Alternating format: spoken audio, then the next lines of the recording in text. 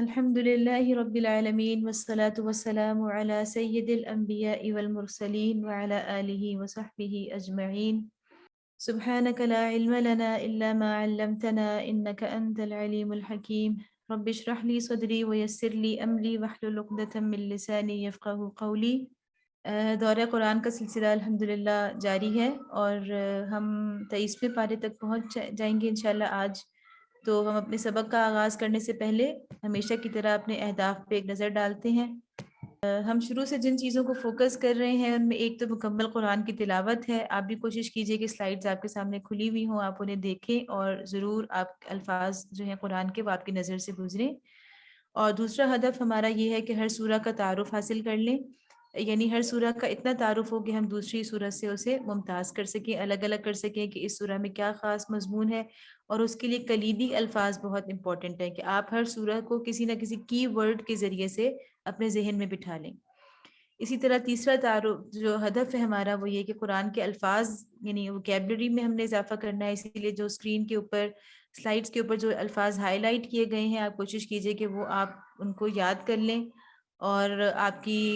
یادداشت کا حصہ بن جائیں. اس سے آپ کو ضرور فہم قرآن کی صلاحیت میں اضافہ محسوس ہوگا. اسی طرح چوتھا ہدف ہمارا یہ ہے کہ قرآن کے ساتھ ہمارا عملی تعلق مضبوط ہو جائے، ہمارا اپنا، ہمارے گھر والوں کا، آس پاس کے ماحول کا.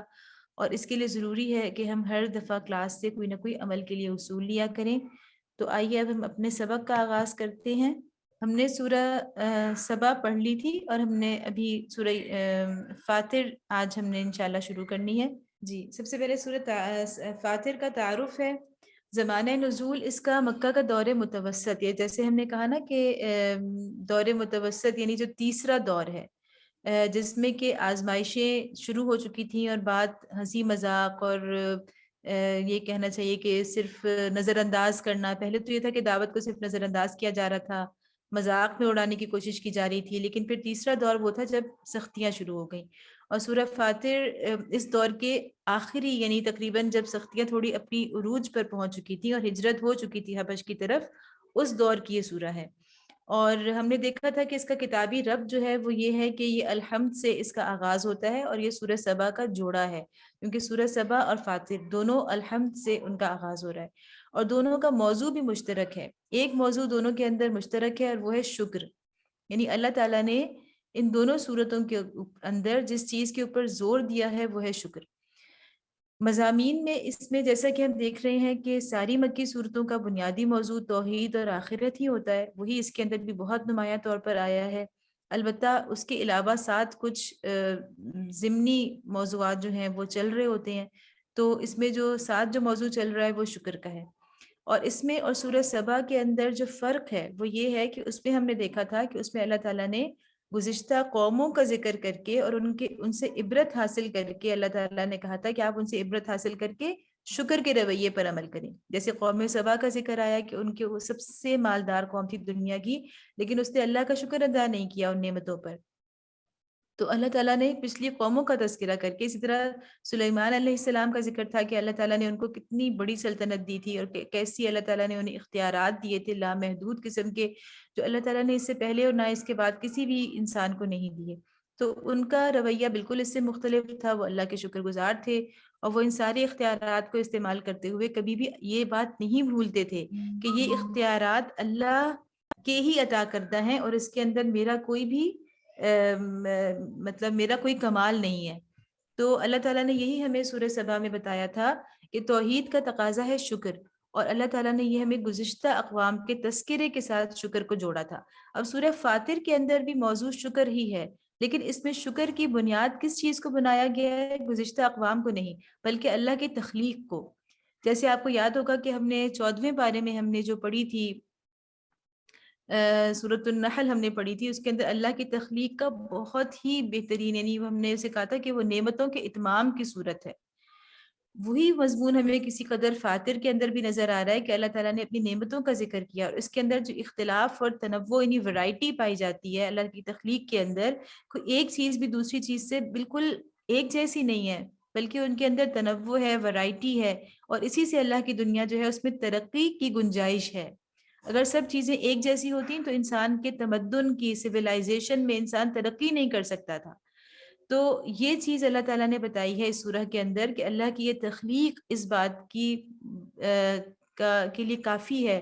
کہ آپ لوگ اللہ کا شکر ادا کریں کہ آپ اپنے تمدن میں اتنی ترقی کرتے ہیں، اپنے لیے دنیا کو آسان سے آسان تر اور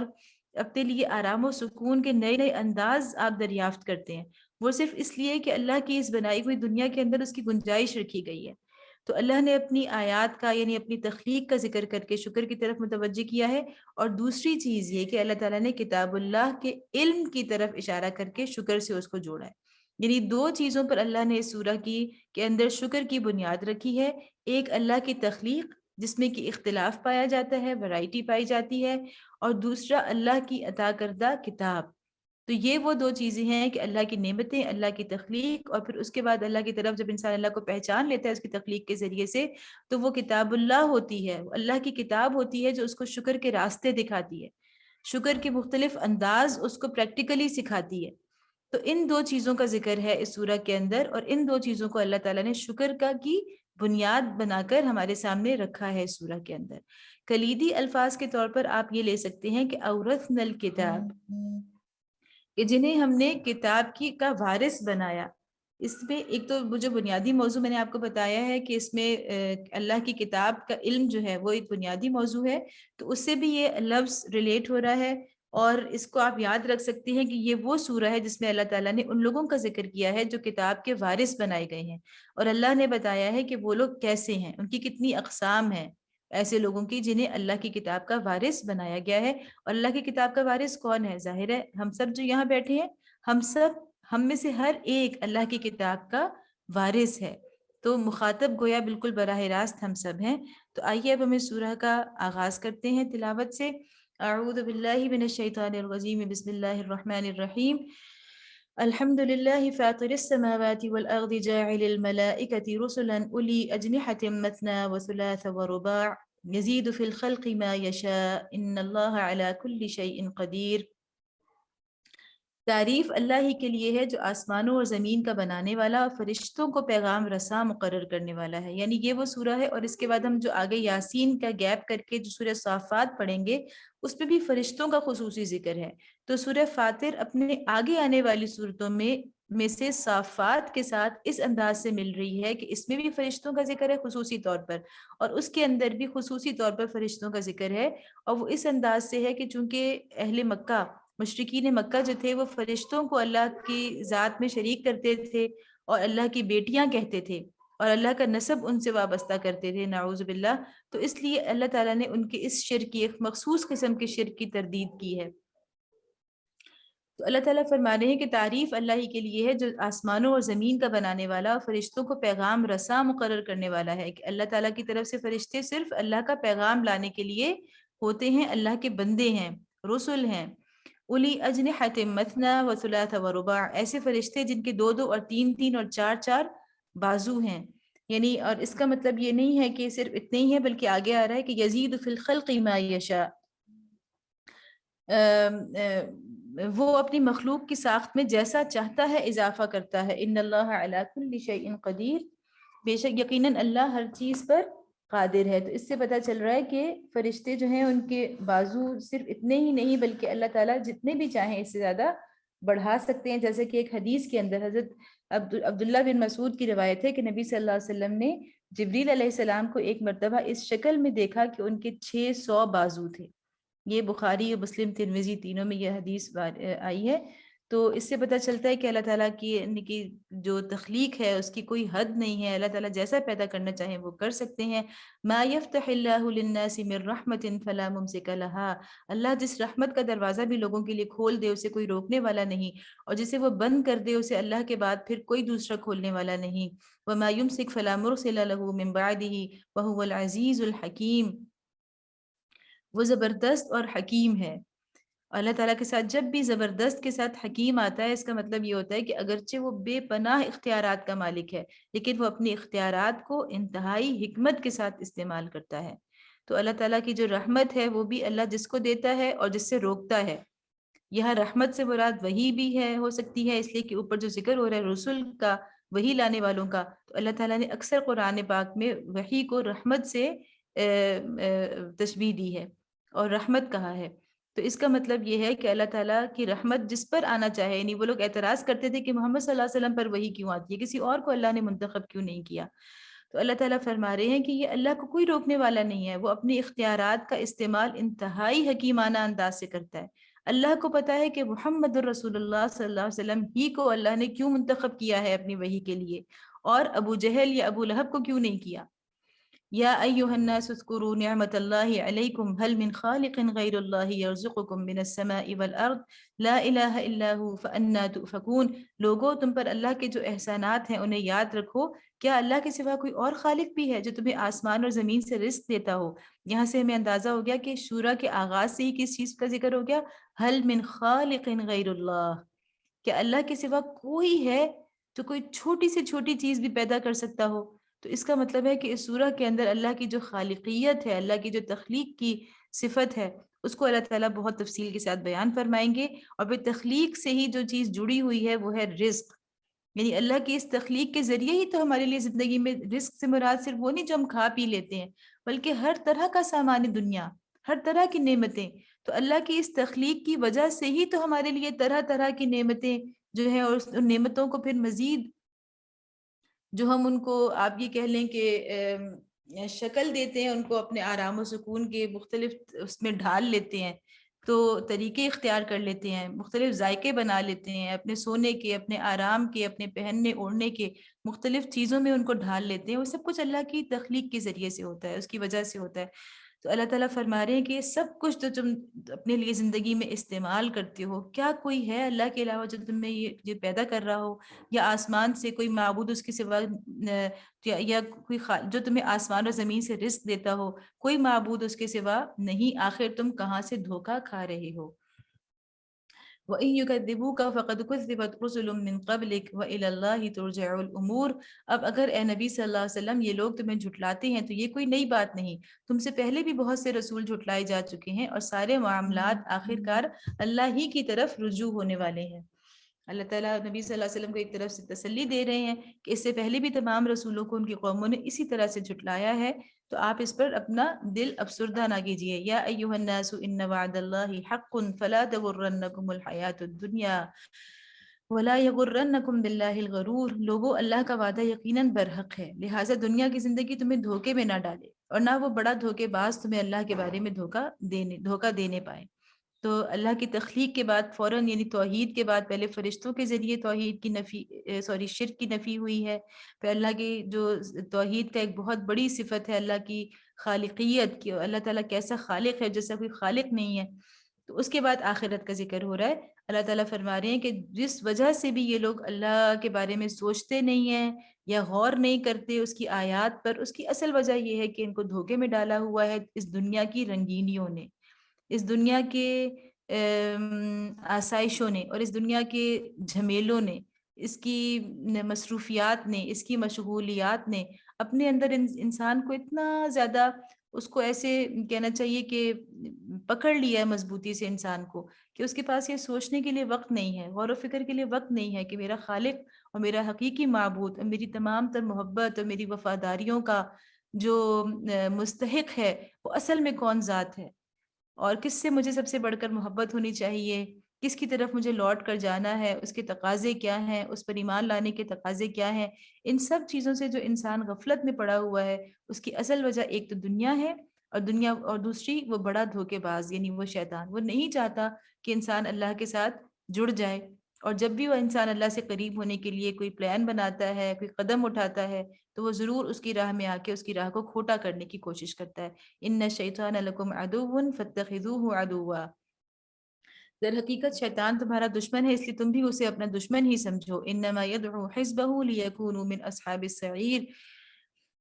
وہ تو اپنے پیرووں کو اپنی راہ پر اس لیے بلا رہا ہے کہ وہ دوزخیوں میں شامل ہو جائیں۔ الذین کفروا لهم عذاب شدید والذین آمنوا وعملوا الصالحات لهم مغفرۃ واجر کبیر۔ جو لوگ کفر کریں گے، اللہ ان کے لیے سخت عذاب ہے، اور جو ایمان لائیں گے اور نیک عمل کریں گے ان کے لیے مغفرت اور بڑا اجر ہے۔ تو یہ اجر کی امید ہوتی ہے، جس روز بھی ہم اگر صبح اٹھ کے رات کو سونے سے پہلے ہم صرف ایک دفعہ اپنی آخرت کو یاد کر لیں، قرآن کی تلاوت کر لیں اور نماز میں ان صورتوں کو دہرا لیں. اسی لیے نبی کریم صلی اللہ علیہ وسلم فجر کی نماز میں سورۃ القاف کی تلاوت کیا کرتے تھے، جس کے اندر آخرت کی ایسی منظر کشی ہے کہ انسان اگر صبح صبح یاد کر لے، اس آخرت کا منظر اس کے ذہن میں بیٹھ جائے، تو یقیناً وہ اپنی دنیا جو ہے اپنے اس کے آج کے دن کو وہ آخرت کی کمائی کے لیے صرف کرنے کی اور استعمال کرنے کی کوشش کرے گا. اور دنیا جو ہے اگرچہ بہت خوبصورت ہے، بالکل سامنے ہے اور آخرت چھپی ہوئی ہے، لیکن پھر بھی یہ قرآن اور نماز کے ذریعے سے جتنا زیادہ اللہ تعالیٰ ہمیں آخرت کو یاد دلاتے ہیں، تو یہی وہ ذرائع ہیں جن سے ہمیں آخرت اپنی سر کی آنکھوں سے نظر آ سکتی ہے اور ہمیں ہر وقت یاد رہ سکتی ہے. افمن زین له سوء عمله فرآہ حسنا، بھلا کچھ ٹھکانہ اس شخص کی گمراہی کا جس کے لیے اس کا برا عمل خوشنما بنا دیا گیا ہو. یعنی عمل تو برا ہے لیکن اس کے لیے اتنا خوشنما ہے کہ وہ سمجھ رہا ہے کہ مجھ سے زیادہ اچھے کام دنیا میں کوئی کر نہیں رہا، میں انسانیت کی خدمت کر رہا ہوں، میں معاشرے کی فلاح و بہبود کے لیے اپنی صلاحیتیں لگا رہا ہوں، مختلف طرح کی چیزیں. تو انسان کے لیے اس کا عمل اللہ تعالیٰ کہہ رہے ہیں کہ اس سے زیادہ برا ٹھکانہ اور کس کا ہوگا جس کا عمل اصل میں برا ہے لیکن اس کے لیے خوشنما بنا دیا گیا ہے. فإن اللہ یضل من یشاء ویہدی من یشاء، اور وہ اسے اچھا سمجھ. حقیقت یہ ہے کہ اللہ جسے چاہتا ہے گمراہی میں ڈال دیتا ہے، جسے چاہتا ہے راہ راست دکھا دیتا ہے. فلا تذهب نفسك علیہم حسرات ان اللہ علیم بما یصنعون. بس اے نبی صلی اللہ علیہ وسلم، خواہ مخواہ تمہاری جان ان لوگوں کی خاطر غم و افسوس میں نہ گھلے، جو کچھ یہ کر رہے ہیں اللہ اس کو خوب جانتا ہے. یعنی آپ دیکھیں کہ ایک نبی، ایک پیغمبر، ایک رسول صلی اللہ علیہ وسلم، جس طرح سے وہ آخرت کو دیکھ رہے تھے، جس طرح سے ان کو عین الیقین حاصل تھا، اپنی آنکھوں سے وہ گویا دیکھ رہے تھے کہ آخرت آنے والی ہے، تو ان کے لیے انہیں جیسے ہوتا ہے نا کہ وہ ایسا شخص جس طرح سے تڑپ رہا ہوتا ہے اپنی قوم کے لیے اور اپنے آس پاس کے لوگوں کے لیے کہ یہ سنبھل جائیں، یہ سدھر جائیں، یہ اپنی آخرت کے لیے اپنے انجام کو اچھا بنا لیں. تو نبی صلی اللہ علیہ وسلم کی بالکل یہی حالت تھی، اور اللہ تعالیٰ نے قرآن میں بار بار ان کی اس حالت کا ذکر فرمایا ہے کہ آپ جو ہے وہ بالکل گھلے جا رہے ہیں ان کی خاطر غم اور افسوس میں. تو اللہ تعالیٰ فرما رہے ہیں کہ جو کچھ یہ کر رہے ہیں اللہ اس کو خوب جانتا ہے. واللہ الذی ارسل الریاح فتثیر سحابا فسقناہ الی بلد میت فاحیینا به الارض بعد موتها كذلك النشور. وہ اللہ ہی تو ہے جو ہواؤں کو بھیجتا ہے، پھر وہ بادل اٹھاتی ہیں، پھر ہم اسے ایک اجاڑ علاقے کی طرف لے جاتے ہیں اور اسی زمین کو جلا اٹھاتے ہیں جو مری پڑی تھی. مرے ہوئے انسانوں کا جی اٹھنا بھی اسی طرح ہوگا. یہ بھی وہی والی بات ہے کہ اللہ تعالیٰ فرما رہے ہیں کہ جیسے ہی نبی صلی اللہ علیہ وسلم کو افسوس اور ان کو ایک دکھ تھا کہ لوگ جو ہے وہ ایمان نہیں لا رہے، لوگ آگ کے گڑھے میں بالکل یعنی کہ دوڑ رہے ہیں آگ کے گڑھے کی طرف اور اس میں گر رہے ہیں، لیکن اللہ تعالیٰ فرما رہے ہیں کہ اللہ تعالیٰ اسی مردہ زمین کو ہی جلا اٹھاتے ہیں. یعنی اس قرآن کے ذریعے سے اسی عرب کی سرزمین میں انشاءاللہ تعالیٰ آپ دیکھیں گے کہ زندگی پیدا ہو جائے گی. یہی لوگ جو انکار پہ ڈٹے ہوئے ہیں، یہی ایک دن توبہ کر لیں گے، استغفار کر لیں گے اور ایمان کی روش پر آ جائیں گے. تو گویا اللہ تعالیٰ فرما رہے ہیں کہ جب کفر کی جو نوعیت ہے وہ بالکل ایک مردہ زمین کی طرح ہے، اور جب اللہ کی وحی آتی ہے، اللہ کے نبی صلی اللہ علیہ وسلم آتے ہیں، مبعوث ہوتے ہیں، اللہ کا پیغام لے کر آتے ہیں، تو وہ انسانوں کے لیے زندگی ہوتی ہے. تو ہم سوچیں کہ آج ہمارے درمیان اللہ کے نبی صلی اللہ علیہ وسلم کی ذات موجود نہیں ہے، لیکن وہ کتاب موجود ہے جو وہ ہمیں دے کر گئے ہیں، اور نبی صلی اللہ علیہ وسلم کی اپنی احادیث مبارکہ، ان کی سنت ہمارے سامنے ہے. تو ہم اس سے کتنا اپنی زندگیوں کو یعنی اس سے کہنا چاہیے کہ سیراب کر رہے ہیں. اگر جتنا زیادہ ہمارا قرآن سے اور سنت سے تعلق کمزور ہے، اتنا ہی سمجھیں کہ ہماری زندگی میں بے شک بہت ظاہری چکا چوند ہو، بے شک بہت ظاہری طور پہ ہم خوش و خرم نظر آ رہے ہوں، لیکن کیا ہے کہ اللہ تعالیٰ فرما رہے ہیں کہ وہ مردہ ہے، وہ زندگی مردگی ہے. وہ ایسے گھر جیسے کہ حدیث میں آیا ہے نا کہ جس گھر میں قرآن کی تلاوت نہیں کی جاتی وہ قبرستان کے مانند ہے، یا جس سینے کے اندر قرآن نہیں ہوتا وہ مردہ ہے، وہ قبرستان کے مانند ہے. تو اس کا مطلب یہ ہے کہ حقیقی زندگی کون سی ہے؟ آخرت کی زندگی. اور حقیقی زندگی کی تیاری ہم اسی وقت کر سکتے ہیں جب ہمارا قرآن و سنت کے ساتھ گہرا تعلق ہوگا. اور ابھی جیسا کہ ہم دیکھ رہے ہیں کہ نسبتاً فراغت بھی ہے، گرمیوں کی چھٹیاں بھی شروع ہو چکی ہیں، بچوں کی بھی چھٹیاں ہیں ہر جگہ. تو یہ بہت اچھا وقت ہے کہ ہم اس کو اپنے لیے استعمال کر لیں، اپنے گھروں کے اندر قرآن کا ماحول بنا لیں. چاہے تھوڑا سیکھیں لیکن کچھ نہ کچھ ہم قرآن سے ایسا سیکھیں کہ ہماری زندگیوں کے اندر اس سے ایک بہار آ جائے، ہماری پریشانیاں دور ہو جائیں، ہمارا نقطہ نظر بدل جائے اور ہماری سوچ اور ہمارے نظریات میں تبدیلی آ جائے، ہمارے سوچنے کا انداز تبدیل ہو جائے۔ تو یہ قرآن دراصل یہی کرتا ہے کہ ہمیں وہ راستہ دکھاتا ہے کہ ہمیں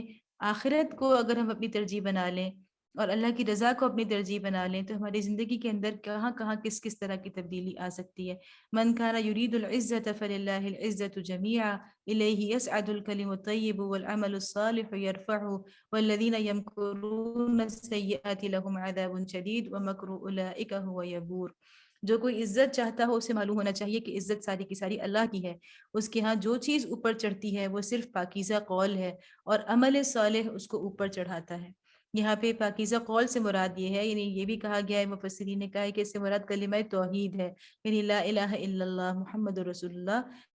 یہ پاکیزہ کلمہ ہے۔ الکلم الطیب، جیسے کہ سورۃ ابراہیم کے اندر بھی ہم نے پڑھا تھا کہ اللہ تعالیٰ نے سکھا تھا کہ ایک شجرتن طیبتن کہا تھا، پاکیزہ شجر۔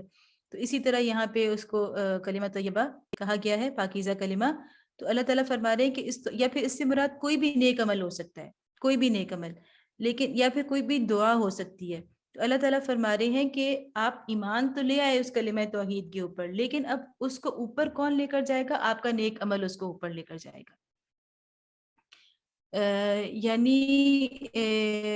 جو انسان کے نظریے کو، اس کے ایمان کو عمل کی سپورٹ کی ضرورت ہوتی ہے، محض ایمان کافی نہیں ہوتا، بلکہ وہ ایمان کب مقبول ہوتا ہے؟ وہ اللہ کی بارگاہ تک میں کب پہنچتا ہے؟ جب عمل الصالح یرفعہ، وہ نیک عمل ہوتا ہے جو اس کو اوپر اللہ کی بارگاہ تک لے کر جاتا ہے، ورنہ وہ خود اس کے اندر اتنی طاقت نہیں ہوتی کہ وہ اللہ کی بارگاہ میں شرف قبولیت حاصل کر لے، اللہ کے ہاں مقبول ہو جائے، قبول ہو جائے۔ تو اس کا مطلب یہ ہے کہنے کا کہ آپ کے ایمان کو عمل صالح کی سپورٹ چاہیے، تبھی وہ اللہ کے ہاں مقبول ہوگا۔ اور اس کے دعا سے بھی لیا جاتا ہے کہ اگر آپ کوئی نیک دعا کرتے ہیں تو اس کے لیے بھی آپ کو عمل صالح کے ذریعے سے مدد کرنی چاہیے تاکہ وہ آپ کی دعا قبولیت حاصل کر لے۔ والذین یمکرون السیئات لهم عذاب شدید ومکر اولئک هو یبور۔ رہے وہ لوگ جو بےہودہ چال بازیاں کرتے ہیں، ان کے لیے سخت عذاب ہے اور ان کا مکر خود ہی غارت ہونے والا ہے۔ وَاللَّهُ خَلَقَكُم مِّن تُرَابٍ ثُمَّ مِن نُطْفَةٍ ثُمَّ جَعَلَكُمْ أَزْوَاجًا۔ اللہ نے تم کو مٹی سے پیدا کیا، پھر نطفے سے، پھر تمہارے جوڑے بنا دیے، یعنی مرد اور عورت۔ وَمَا تَحْمِلُ مِنْ أُنثَىٰ وَلَا تَضَعُ إِلَّا بِعِلْمِهِ۔ کوئی عورت حاملہ نہیں ہوتی اور نہ بچہ جنتی ہے مگر یہ سب کچھ اللہ کے علم میں ہوتا ہے۔ وَمَا يُعَمَّرُ مِن مُعَمَّرٍ وَلَا يُنْقَصُ مِنْ عُمُرِهِ إِلَّا فِي كِتَابٍ إِنَّ ذَلِكَ عَلَى اللَّهِ يَسِيرٌ۔ کوئی عمر پانے والا عمر نہیں پاتا اور نہ کسی کی عمر میں کچھ کمی ہوتی ہے مگر یہ سب کچھ ایک کتاب میں لکھا ہوتا ہے، اللہ کے لیے یہ بہت آسان کام ہے۔ تو اللہ تعالیٰ فرما رہے ہیں کہ اللہ تعالیٰ کس طریقے سے آپ کو پیدا کرتے ہیں اور سب کچھ جو ہے وہ اللہ ہی کے اختیار اور مکمل طور پر اللہ کے قبضہ قدرت کے اندر ہے۔ وما يستوي البحران، اب یہاں پہ اللہ تعالیٰ اپنی تخلیق کی جو کہنا چاہیے تفصیلات بیان فرما رہے ہیں نا، تو اس کی تفصیلات بتا رہے ہیں کہ کتنی ورائٹی اللہ نے رکھی ہے۔ وما يستوي البحر، کوئی بھی ایک چیز دوسری چیز جیسی نہیں ہے، ایک جیسی کوئی دو چیزیں آپ دنیا میں نہیں دیکھیں گے، بلکہ ہر چیز کو آپ جوڑے جوڑے کی شکل میں دنیا کے اندر موجود پائیں گے، اور پانی کے دونوں ذخیرے یکساں نہیں ہیں۔ هذا عذب فرات سائغ شرابه وهذا ملح اجاج، ایک میٹھا اور پیاس بجھانے والا اور پینے میں خوشگوار، اور دوسرا سخت کھاری کہ حلق چھیل دے۔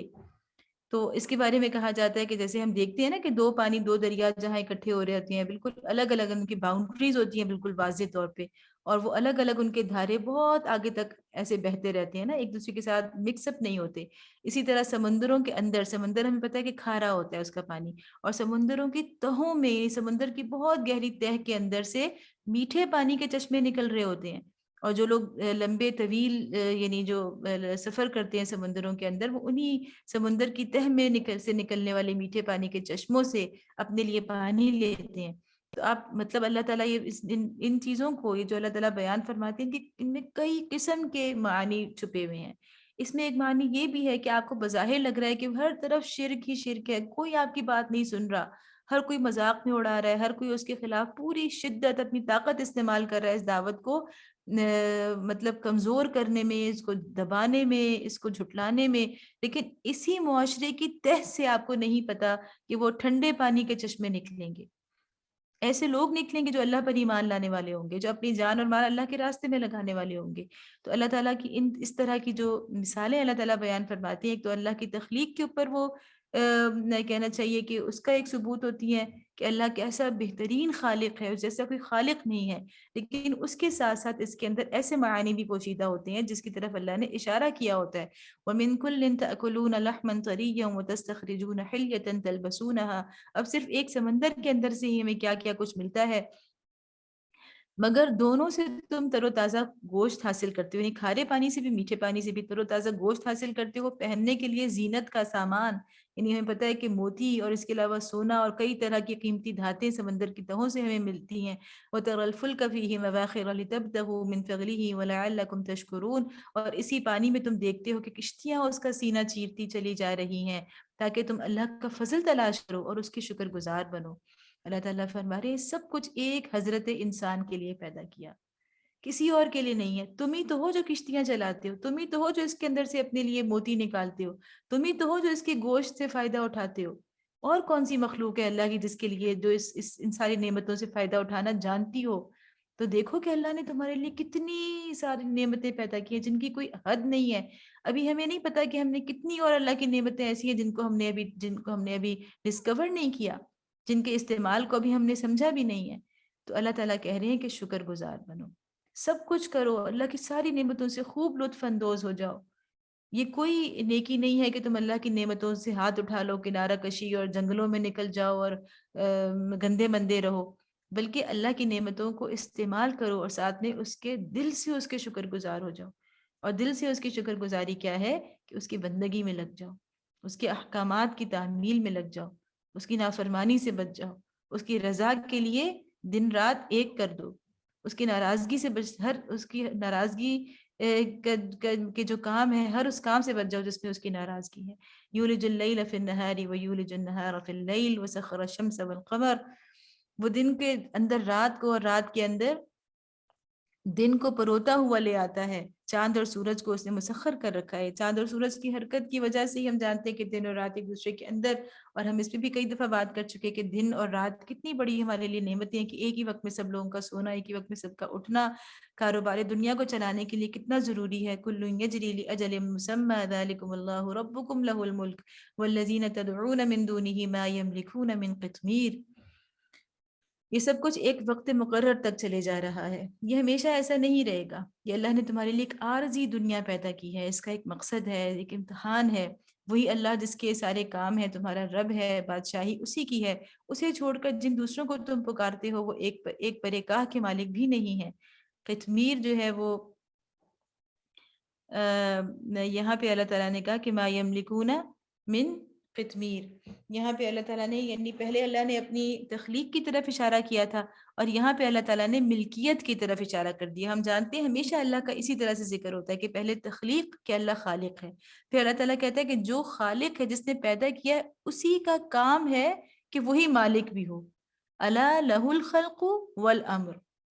ٹھیک ہے نا؟ تو اسی طرح آتا ہے کہ وَلِلَّهِ مُلْكُ السَّمَاوَاتِ وَالْأَرْضِ، کہ جس نے پیدا کیا ہے اسی کا ملک ہے، یعنی اسی کی ملکیت ہے، اسی کا حکم چلے گا۔ تو یہاں پہ اللہ تعالیٰ پہلے اپنی تخلیق کا ذکر کر رہے تھے، اور پھر اللہ تعالیٰ نے جب دوسرے خداؤں کا ذکر کیا وَالَّذِينَ تَدْعُونَ مِن دُونِهِ، تو اللہ نے کہا کہ مَا يَمْلِكُونَ مِن قِطْمِيرٍ، کہ وہ تو ایک قطمیر کے مالک بھی نہیں ہے۔ مالک کیوں نہیں ہے قطمیر کے؟ کیونکہ وہ قطمیر کو پیدا نہیں کرتے، ٹھیک ہے؟ قطمیر ہمیں پتا ہے کہ وہ جو کھجور کے اندر ایک باریک سی جھلی ہوتی ہے گٹھلی کے اوپر، اسے قطمیر کہا جاتا ہے۔ تو اللہ تعالیٰ فرما رہے ہیں کہ جتنے بھی تمہارے جھوٹے معبود ہیں وہ تو ایک قطمیر کو پیدا بھی نہیں کر سکتے، تو اس کی ملکیت کیسے؟ یعنی مراد اس کی یہ کہ ان کا اختیار نہیں ہے، صرف اور صرف اختیار کس کا ہے؟ جس کی ملکیت ہے اسی کا حکم چلے گا، اور اسی کی بات ماننا، اسی کو اپنا الہ ماننا، اسی کو اپنا معبود ماننا، اسی کے آگے سر کو جھکا دینا، اور اپنے نفس کو اور دنیا کے تمام جن کو ہم طاقتور تسلیم کرتے ہیں، جن سے ہم مروب ہوتے ہیں، جن کی ہم مانتے ہیں، ان سب کو چھوڑ کے صرف ایک اللہ کے آگے ہم اس لیے جھک جائیں کہ کسی کا اس کائنات کو چلانے میں اور اس کو پیدا کرنے میں کوئی ذرہ برابر بھی حصہ نہیں ہے۔ ان تدعوہم لا يسمعوا دعاءکم، انہیں پکارو تو وہ تمہاری دعائیں سن نہیں سکتے، وَلَوْ سَمِعُوا مَا اسْتَجَابُوا لَكُمْ، اور سن لیں تو ان کا تمہیں کوئی جواب نہیں دے سکتے، وَيَوْمَ الْقِيَامَةِ يَكْفُرُونَ بِشِرْكِكُمْ وَلَا يُنَبِّئُكَ مِثْلُ خَبِيرٍ، اور قیامت کے روز وہ تمہارے شرک کا انکار کر دیں گے، حقیقت حال کی ایسی صحیح خبر تمہیں ایک خبردار کے سوا کوئی نہیں دے سکتا، یعنی وہ دعاؤں کو سنتے بھی نہیں ہیں، جواب بھی نہیں دیتے، اور قیامت کے روز وہ اس کا انکار بھی کریں گے۔ یا ایھا الناس انتم الفقراء الی اللہ واللہ هو الغنی الحمید، لوگوں تم ہی اللہ کے محتاج ہو، اللہ تو غنی و حمید ہے۔ یہاں اللہ تعالیٰ نے ساری انسانیت کو مخاطب کیا ہے اور کہا ہے کہ اللہ غنی اور حمید ہے۔ غنی کا مطلب یہ کہ بے نیاز ہے، اسے کسی کی عبادت کی ضرورت نہیں ہے، اور حمید کا مطلب یہ ہوتا ہے کہ اگر اس کی کوئی تعریف کرے یا نہ کرے، وہ خود بخود اس کی تعریف جو ہے وہ ہو رہی ہے، وہ کسی کی تعریف کا محتاج نہیں ہے۔ تو اس کا مطلب یہ بھی ایک طرح سے آپ سمجھ لیں کہ شکر کی طرف ہی اشارہ ہے کہ کوئی اس کا شکر ادا کرے یا نہ کرے وہ غنی ہے۔ ان یشاء یذھبکم ویأتی بخلق جدید، وہ چاہے تو تمہیں ہٹا کر کوئی نئی خلقت تمہاری جگہ لے آئے۔ وما ذلک علی اللہ بعزیز، ایسا کرنا اللہ کے لیے کچھ بھی دشوار نہیں، یعنی اگر تم اللہ کی بندگی میں کمی کرتے ہو تو اللہ کے لیے کوئی مشکل نہیں کہ وہ تمہاری جگہ کسی اور کو پیدا کرے۔ ولا تزر وازرة وزر اخرى وَإِن تَدْعُ مُثْقَلَةٌ إِلَى حِمْلِهَا لَا يُحْمَلْ مِنْهُ شَيْءٌ وَلَوْ كَانَ ذَا قُرْبَى، کوئی بوجھ اٹھانے والا کسی دوسرے کا بوجھ نہ اٹھائے گا، اور اگر کوئی لدا ہوا نفس اپنا بوجھ اٹھانے کے لیے پکارے گا تو اس کے بار کا ایک ادنا حصہ بھی بٹانے کے لیے کوئی نہ آئے گا، چاہے وہ قریب ترین رشتہ دار ہی کیوں نہ ہو۔ تو یہاں سے ہمیں پتہ چلتا ہے کہ جیسی توحید کا ذکر ہوتا ہے اس کے ساتھ ہی فوراً آخرت کا ذکر ہوتا ہے۔ تو آخرت کا ذکر ہوا کہ اس میں یعنی آخرت میں اصل چیز کیا ہوگی؟ توحید۔ جس نے خالص بندگی کی ہوگی اللہ کی، ہر قسم کے شرک سے پاک ہوگا، وہ آخرت میں کامیاب ہو جائے گا۔ اور جس کی بندگی میں جتنا حصہ دوسروں کے لیے ہوگا، دوسرے انسانوں کے لیے، دوسرے کہنا چاہیے کہ نظام حکومت کے لیے، دوسرے رسم و رواج کے لیے، اپنے اولاد کے لیے، اپنے ماں باپ کے لیے، جس کو خوش کرنے کے لیے اس نے اللہ کو ناراض کیا ہوگا، تو اس کا اتنا ہی زیادہ بوجھ وہ آخرت کے روز اٹھا کر لائے گا۔ تو اللہ تعالیٰ فرما رہی ہے کہ کوئی بوجھ اٹھانے والا کسی کا بوجھ نہیں اٹھائے گا، بلکہ اگر وہ اب کوئی بوجھل انسان کسی کو پکارے گا کہ آؤ میرے ساتھ کچھ شیئر کر لو، میرا تھوڑا سا بوجھ اٹھا لو، تو کوئی اس کے کام نہیں آئے گا، خواہ وہ قریبی رشتہ دار ہی کیوں نہ ہو۔ انما تنذر الذین یخشون ربهم بالغیب واقاموا الصلاة ومن تزکى فانما يتزکى لنفسه والى اللہ المصیر۔ اے نبی صلی اللہ علیہ وسلم، تم صرف انہی لوگوں کو متنبہ کر سکتے ہو جو بے دیکھے اپنے رب سے ڈرتے ہیں اور نماز قائم کرتے ہیں۔ جو شخص بھی پاکیزگی اختیار کرتا ہے اپنی ہی بھلائی کے لیے کرتا ہے، اور پلٹنا سب کو اللہ ہی کی طرف ہے۔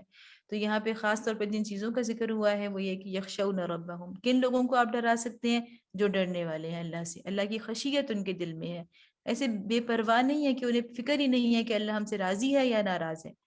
دوسری بات یہ کہ اقام الصلاح، ہم دیکھ رہے ہیں کہ مسلسل ان ساری صورتوں کے اندر نماز کی یعنی اقامت کا ذکر آ رہا ہے، یعنی بالکل کہنا چاہیے کہ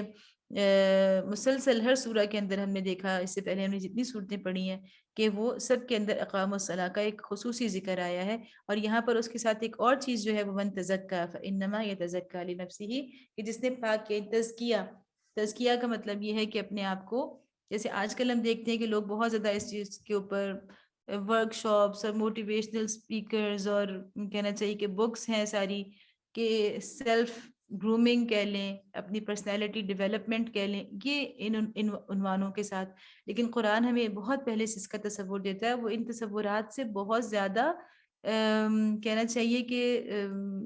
وسیع ہے تصور تزکیہ کا مطلب یہ ہے کہ انسان صرف کسی ایک پہلو سے نہیں بلکہ اپنی ذات کے تمام پہلوؤں کے اوپر کام کرے اور اس کے اندر سے اس کو پاک صاف کرے، یعنی کسی بھی چیز کو پاک صاف کرنے کے بعد اس کو نشوونما دینا، اس کو ترقی دینا جو ہے اس کا مطلب ہوتا ہے تزکیہ کرنا۔ جیسے ہم پودا لگاتے ہیں تو ہم کیا کرتے ہیں کہ پہلے زمین کو صاف کرتے ہیں، اس کے اندر جو بھی خراب چیزیں ہوتی ہیں، پتھر وغیرہ ہوتے ہیں، ان کو نکالتے ہیں، اور اس کے بعد پھر پودے کو ہم پانی، خوراک، دھوپ، ساری چیزیں اس کو فراہم کرنا، تو پھر وہ نشو و نما پاتا ہے۔ تو یہ پورا ایک عمل ہے تزکیے کا، اور اس میں تزکیہ کیا ہے کہ انسان اپنے ظاہر، باطن، اپنے خیال، اپنے فکر، اپنے اخلاق، اپنی روح ہر چیز کا تزکیہ کرے، اپنے ذہن، کردار، عمل، زبان، اپنی جسم اور لباس، اپنے آس پاس کے ماحول، ہر چیز کا تزکیہ جو ہے وہ اس کے اندر شامل ہے۔ اور اللہ تعالیٰ فرما رہے ہیں کہ جو ایسا کرے گا وہ اپنے ہی لیے کرے گا، یعنی انسان کتنا ہلکا پھلکا محسوس کرتا ہے نا. آپ دیکھیں ہم جب کوئی بھی نئی عادت اختیار کر لیتے ہیں، کوئی اچھی عادت جو ہمیں اس سے پہلے نہیں تھی، تو ہمیں ایک بہت ایک کہنا چاہیے کہ دلی سکون اور بڑی دلی خوشی حاصل ہوتی ہے. تو یہ دنیا میں ہمیں اس کا انعام مل جاتا ہے کہ ہم نے ایک چیز کے لیے کوشش کی، ہمارے اندر ایک خرابی تھی، اس کے لیے ہم نے محنت کی، اس کو دور کرنے کے لیے ہم نے باقاعدہ پلان کیا، کوئی ٹارگٹ رکھا، اس کے اوپر کام کیا،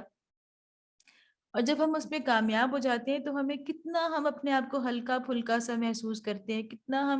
ہمیں لگتا ہے کہ ہم نے اتنی بڑی ایک چیز حاصل کر لی ہے، ایک اندرونی طور پر ہمیں خوشی کا احساس ہوتا ہے. تو یہ وہ چیز ہے کہ اللہ تعالیٰ فرما رہے ہیں کہ اپنی ہی بہتری کے لیے انسان کرتا ہے، کسی اور کو اس سے فائدہ نہیں ہو رہا، بلکہ جو بھی انسان اپنا تزکیہ کرے گا، ایک دنیا کے اندر بھی اس کو اس کا فائدہ ہوتا ہے، خوشی ملتی ہے، سکون اور راحت ملتی ہے، اور دوسرا آخرت میں اسی کے لیے فائدہ ہوگا. وَإِلَى اللَّهِ الْمَصِيرُ، اور اللہ پلٹنا سب کو اللہ ہی کی طرف ہے. وَمَا يَسْتَوِي الْأَعْمَى وَالْبَصِيرُ. اب پھر اللہ تعالیٰ اپنی تخلیق کی طرف متوجہ کر رہے ہیں کہ اندھا اور آنکھوں والا برابر نہیں ہے. وَلَا الظُّلُمَاتُ وَلَا النُّورُ، نہ تاریکیاں اور روشنی یکساں ہے. ابھی اللہ تعالیٰ نے متضاد چیزیں، ایک دوسرے کی اپوزٹ چیزیں دنیا میں پیدا کیوں کی ہیں؟ اگر اندھیرا دنیا میں نہ ہوتا تو کیا ہم روشنی کو پہچانتے؟ ہم تو اس کو نہیں پہچان سکتے تھے کہ اس چیز کو روشنی کہتے ہیں. تو چیزیں پہچانی ہی اپنی ضد سے جاتی ہیں، جب تک ان کی ضد موجود نہ ہو. اگر بیماری دنیا میں نہ ہوتی تو ہمیں پتہ ہی نہ ہوتا کہ صحت کتنی بڑی نعمت ہے. تو یہ چیزیں جو اللہ تعالیٰ نے مختلف چیزیں پیدا کی ہیں، ان کی وجہ ہی یہ کہ انسان کو سمجھ آئے کہ وہ اس کی حقیقت کو اور اس کی اہمیت کو جان سکے. وَلَا الظِّلُّ وَلَا الْحَرُورُ، نہ ٹھنڈی چھاؤں اور دھوپ کی تپش ایک جیسی ہے. وَمَا يَسْتَوِي الْأَحْيَاءُ وَلَا الْأَمْوَاتُ، اور نہ زندے اور مردے مساوی ہیں. ان اللہ یسمع من یشاء وما انت بمسمع من فی القبور، اللہ جسے چاہتا ہے سنواتا ہے، مگر اے نبی صلی اللہ علیہ وسلم تم ان لوگوں کو نہیں سنا سکتے جو قبروں میں مدفون ہیں. یعنی اللہ تعالیٰ نے کہا کہ جو لوگ بالکل اس قرآن جیسے کلام کے کو بھی نہیں سن رہے، اور ایسی یعنی خوبصورت کلام، ایسا دل کے اندر اتر جانے والا اللہ کا کلام جو ہے، اس سے بھی یہ اگر بے نیاز ہیں اور اس کے لیے بھی ان کے پاس وقت نہیں ہے یا اس سے روگردانی برت رہے ہیں، تو اللہ تعالیٰ فرما رہے ہیں مردے ہیں، اور مردوں کو آپ نہیں سنا سکتے. ان انت الا نذیر، تم تو بس ایک خبردار کرنے والے ہو. انا ارسلناک بالحق بشیرا ونذیرا وان من امۃ الا خلا فیہا نذیر، ہم نے تم کو حق کے ساتھ بھیجا ہے، بشارت دینے والا اور ڈرانے والا بنا کر، اور کوئی امت ایسی نہیں گزری ہے جس میں کوئی متنبہ کرنے والا نہ آیا ہو. وَإِن يُكَذِّبُوكَ فَقَدْ كَذَّبَ الَّذِينَ مِن قَبْلِهِمْ جَاءَتْهُمْ رُسُلُهُمْ بِالْبَيِّنَاتِ وَبِالزُّبُرِ وَبِالْكِتَابِ الْمُنِيرِ. اب اگر یہ لوگ تمہیں جھٹلاتے ہیں تو ان سے پہلے گزرے ہوئے لوگ بھی جھٹلا چکے ہیں، ان کے پاس ان کے رسول کھلے دلائل اور صحیفے اور روشن ہدایات دینے والی کتاب لے کر آئے تھے. ثم اخذت الذين كفروا فكيف كان نكير، پھر جن لوگوں نے نہ مانا ان کو میں نے پکڑ لیا، اور دیکھ لو کہ میری سزا کیسی سخت تھی. الم تر ان اللہ انزل من السماء ماء فاخرجنا به ثمرات مختلفا الوانها، کیا تم دیکھتے نہیں ہو کہ اللہ آسمان سے پانی برساتا ہے اور پھر اس کے ذریعے سے ہم طرح طرح کے پھل نکال لاتے ہیں. وَمِنَ الْجِبَالِ جُدَدٌ بِيضٌ وَحُمْرٌ مُخْتَلِفٌ أَلْوَانُهَا وَغَرَابِيبُ سُودٌ، جن کے رنگ مختلف ہوتے ہیں، اور پہاڑوں میں بھی سفید، سرخ اور گہری سیاہ دھاریاں پائی جاتی ہیں جن کے رنگ مختلف ہوتے ہیں. یہاں پہ اللہ تعالیٰ نے جس چیز پہ زور دیا ہے کیا مختلفاً الوانها، کہ اللہ تعالیٰ فرماتے ہیں کہ پھلوں کو بھی آپ دیکھیں زمین سے نکلتے ہیں، مختلف ان کے رنگ ہوتے ہیں، بلکہ ایک طرح کا جو پھل ہے، ایک یعنی سیب کو آپ دیکھ لیں کہ ہر سیب کا رنگ الگ ہوگا، ہر آم کا رنگ ایک دوسرے سے کچھ نہ کچھ مختلف ہوگا، اس طرح ہر پھل کا دوسرے پھل سے رنگ مختلف ہے. اسی طرح اللہ تعالیٰ فرما رہے ہیں کہ جو بڑے بڑے پہاڑ ہیں ان کو آپ دیکھیں کہ ان کے اندر بھی مختلف رنگ ہیں، اور یعنی اللہ تعالیٰ اشارہ اس طرف کر رہے ہیں کہ یہ جو اختلاف ہے اس کی وجہ سے ہی انسان دراصل اس دنیا کے اندر یعنی جو مطلب اس میں مولانا مودودی نے بڑی خوبصورت بات لکھی ہے کہ یہ جو اختلاف اللہ نے رکھا ہے نا، ایک طرف تو یہ دنیا کے اندر انسان کو اس کی سویلائزیشن کی ترقی اور سویلائزیشن کو آگے بڑھانے کے لیے بڑا ضروری ہے کہ انسان مختلف طرح کی چیزوں سے اپنے یعنی ہم مختلف رنگوں سے اپنے گھروں کو، اپنے لباس کو، اپنی زندگی کو خوبصورت بناتے ہیں. اسی طرح مختلف چیزوں سے ہم کام لے کر اپنی زندگی کے اندر ایک حسن پیدا کرتے ہیں. لیکن اس کے ساتھ ساتھ اس میں یہ والی بات بھی ہے کہ اگر انسان سارے ایک ہی مزاج کے، ایک ہی طبیعت کے، ایک ہی طرح کی صلاحیتوں کے انسان دنیا میں اللہ تعالیٰ پیدا کر دیتا تو اس میں پھر امتحان لینا ممکن نہ تھا. اب جو چیز ہے کہ انسانوں میں اتنی، یعنی ہر انسان دوسرے سے مختلف ہے، کسی کو ایک چیز زیادہ دی، کسی کو دوسری چیز زیادہ دی، کسی کو ذہنی صلاحیتیں زیادہ دی، کسی کو عملی صلاحیتیں زیادہ دی، کسی کو مال زیادہ دیا، کسی کو مال کم دیا. تو یہ ساری چیزیں جو ہیں وہ اسی کی وجہ سے تو انسان دوسروں پہ ڈیپینڈ کرتا ہے. ہر انسان دوسرے انسان کا محتاج ہے. ہر انسان کو کہیں نہ کہیں کسی نہ کسی شکل میں دوسرے انسان کی ضرورت پڑتی ہے. اور اسی سے اللہ کا جو اصل مقصد ہے امتحان، وہ مقصد پورا ہو رہا ہے. اگر سارے انسان ایک جیسے ہوتے تو وہ جو اصل چیز تھی اختیار کی آزادی دے کر اس کا امتحان لینا، وہ کسی صورت بھی پوری نہیں ہو سکتی تھی. وَمِنَ النَّاسِ وَالدَّوَابِ وَالْأَنْعَامِ مُخْتَلِفٌ أَلْوَانُهُ كَذَلِكَ. اللہ تعالیٰ فرماتے ہیں کہ اسی طرح انسانوں اور جانوروں اور مویشیوں کے رنگ بھی مختلف ہیں. انما یخشى اللہ من عباده العلماء. حقیقت یہ ہے کہ اللہ کے بندوں میں سے صرف علم رکھنے والے لوگ ہی اس سے ڈرتے ہیں. بے شک اللہ، ان اللہ عزیز غفور، بے شک اللہ زبردست اور درگزر فرمانے والا ہے. اب یہاں دیکھیں کہ اللہ تعالیٰ نے ساری چیزوں میں مختلف رنگ کہہ کے مختلف الوانها مختلف الوانها، پھر اس کے بعد اللہ تعالیٰ نے انسانوں اور جانوروں کے لیے کہا کہ مختلف الوانه، ہے نا، ان سب کے رنگ الگ الگ ہیں. اور اس کے بعد فرمایا کہ بے شک اللہ کے بندوں میں سے صرف علم رکھنے والے لوگ ہی اس سے ڈرتے ہیں. انما یخشى اللہ من عباده العلماء. اس کا مطلب یہ ہے کہ دنیا کا یہ جو ساری چیزوں کا علم ہے، کہ دنیا کے اندر جو تنوع ہے، اس دنیا، اس کی چیزوں کو سمجھنا، اللہ کی تخلیق کے اوپر غور کرنا اور اللہ کی کائنات کے علوم حاصل کرنا، تو اللہ تعالیٰ فرما رہے ہیں کہ دراصل وہی لوگ اللہ سے ڈریں گے جو جانیں گے، ہے نا، جن کے پاس علم ہوگا. جو جتنا زیادہ، جیسے آپ میڈیسن کو ہی لے لیں، جو جتنا زیادہ انسان کے بدن کو پڑھے گا، انسان کی ایک آنکھ کو جتنا گہرائی سے کوئی اسٹڈی کرے گا، تو اس کے پاس علم ہوگا تو اتنا ہی زیادہ وہ اللہ سے ڈر سکتا ہے. تو اس میں یہ آیت ان آیات میں سے ہے جس میں ایک طرف اللہ تعالیٰ نے علماء کی فضیلت بیان کی ہے، علم کی کتنی بڑی فضیلت ہے کہ علم انسان کو اللہ سے قریب کر دیتا ہے، اور دوسری طرف اللہ تعالیٰ نے علم کا مقصد بھی بیان کر دیا ہے کہ وہی علم دراصل علم نافع ہے جو انسان کے اندر اللہ کی خشیت پیدا کرے. اگر کسی انسان کو سائنس پڑھ کے اللہ سے قرب حاصل نہیں ہو رہا، بلکہ وہ سائنس کو صرف روپیہ پیسہ کمانے کے لیے پڑھ رہا ہے، تو وہ بالکل بیکار ہے اس کا علم. وہ ڈگری قیامت کے روز کوئی کام نہیں آئے گی. آپ نے لاکھوں لگائے، کروڑوں لگائے، اب تو بات کروڑوں تک پہنچ چکی ہے ڈگریز لینے میں، تو وہ علم آپ کا یہی انسان کے ساتھ اس کی قبر کے اندر دفن ہو جائے گا، کچھ کام نہیں آئے گا آخرت میں. تو آپ سوچیں کہ جس چیز کے لیے آپ پوری زندگی لگا دیتے ہیں، وہ چیز ایسی بیکار ہو کہ مرنے کے ساتھ ہی آپ کے ساتھ دفن ہو جائے. تو دوسری طرف اللہ تعالیٰ یہ بھی بتا رہے ہیں کہ حقیقی علم وہی ہے جو کہ اللہ سے انسان کو اللہ کی خشیت اس کے اندر پیدا کرے. اسی طرح اگر کسی نے قرآن و حدیث کا علم بھی حاصل کیا ہے، لیکن وہ قرآن و حدیث کا علم بھی اللہ کی خشیت اس کے اندر پیدا نہیں کر سکا، جیسے کہ حدیث میں آیا کہ وہ حلق، یعنی وہ بڑی خوبصورت تلاوت کریں گے قرآن کی، لیکن وہ تلاوت ان کے حلق سے کے اوپر رہے گی، بس حلق تک ہوگی وہ تلاوت، وہ اس کے نیچے نہیں اترے گی. تو اللہ تعالیٰ ہمیں اس بات سے بچائیں. اسی لیے نبی صلی اللہ علیہ وسلم نے وہ خوبصورت دعا ہمیں سکھائی ہے کہ اللہ تعالیٰ سے ہم یہ مانگیں کہ اس کے الفاظ ہیں نا کہ ایک دم سے میرے ذہن سے نکل رہا ہے شروع میں، کہ اللہ تعالیٰ ہمارے لیے علم، جو اللہ نے ہمیں علم دیا ہے اس کو ہمارے لیے علم نافع بنا دے، اور جو اللہ تعالیٰ نے ہمیں اور مزید نافع علم اللہ تعالیٰ ہمیں عطا فرمائے. تو یہ وہ چیز ہے کہ ہم اللہ تعالیٰ سے ہر وقت دعا کریں کہ ہم خواہ وہ دنیاوی علوم جنہیں ہم کہتے ہیں وہ حاصل کریں، یا جنہیں ہم دینی علوم کہتے ہیں وہ ہم حاصل کریں. دونوں سے اصل مقصود اللہ کی خشیت ہونی چاہیے، ورنہ یہ سب کچھ، یہ ساری محنتیں، سب کچھ ہماری ایک، یعنی آخری سانس کے ساتھ سب ضائع ہو جائے گا. ان الذين يتلون كتاب الله واقاموا الصلاه وانفقوا مما رزقناهم سرا وعلانيه يرجون تجاره لن تبور. جو لوگ کتاب اللہ کی تلاوت کرتے ہیں اور نماز قائم کرتے ہیں،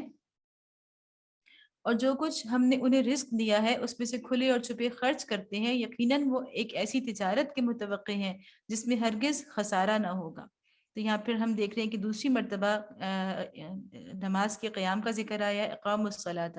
اس کے ساتھ اللہ کی کتاب کی تلاوت. جیسا کہ میں نے آپ سے کہا کہ سورہ فاطر کا ایک بنیادی موضوع جو ہے وہ کتاب اللہ کا علم ہے، یہ اس آیت سے پتہ چلا. پھر اس آیت میں بھی یتلونا کتاب اللہ، اور اس کے بعد تیسری چیز جو آئی ہے وہ انفقوا مما رزقناہم، کہ اب یہاں پر ایک اور چیز آ گئی، اللہ کی راہ میں خرچ کرنا۔ اللہ کی راہ میں خرچ کرنے سے کیا ہوتا ہے؟ دل نرم ہوتا ہے، اور انسان کی جو ترجیحات ہیں نا، پرائیورٹیز، وہ خود بخود چینج ہوتی ہیں۔ جس طرف آپ مال لگاتے ہیں اسی طرف آپ کی دلچسپیاں بھی ہوتی ہیں، آپ کی محبت بھی اسی طرف ہوتی ہے، آپ کا شوق اس طرف ہوتا ہے۔ تو کوشش کریں کہ ہم اپنا مال ادھر ہی لگائیں جو ہمیں آخرت میں نفع دینے والا ہو۔ اور اگر ہم اپنی اولاد پہ بھی خرچ کرتے ہیں تو ہم اس کو صدقے کی نیت سے خرچ کریں، اور ہم دیکھیں کہ صدقے کی نیت سے جب ہم اولاد پہ خرچ کریں گے تو ہم کبھی بھی اولاد کی ایسی خواہشات پوری نہیں کریں گے جو کہ اللہ کی نافرمانی میں ہو، اور ہماری نیت خود بخود آخرت کی طرف ہوتی چلی جائے گی۔ ہم اگر اولاد کی تعلیم پہ بھی خرچ کریں گے اور صدقے کی نیت سے کریں گے تو انشاءاللہ اس کی برکت سے اللہ تعالیٰ اولاد کے اندر بھی یہ والی بات دیں گے کہ وہ اپنے علم کو، اپنی اس تعلیم کو اللہ کی رضا کے لیے استعمال کریں، اللہ کے بندوں کے نفع کے لیے استعمال کریں۔ تو یہ ساری چیزیں ہیں کہ انفاق، ہم نے جو بھی ہمارے ہاتھ سے پیسہ نکلے اس کو دیکھ لیں کہ یہ ہمیں آخرت میں فائدہ دے رہا ہے یا نہیں دے رہا۔ اور اسلام میں تو اتنی آسانی رکھی گئی ہے کہ اپنی اولاد پہ خرچ کرنا بھی صدقہ ہے، تو پھر ہمارے لیے تو کوئی وجہ نہیں بچتی، صرف ایک نیت کی بات ہے،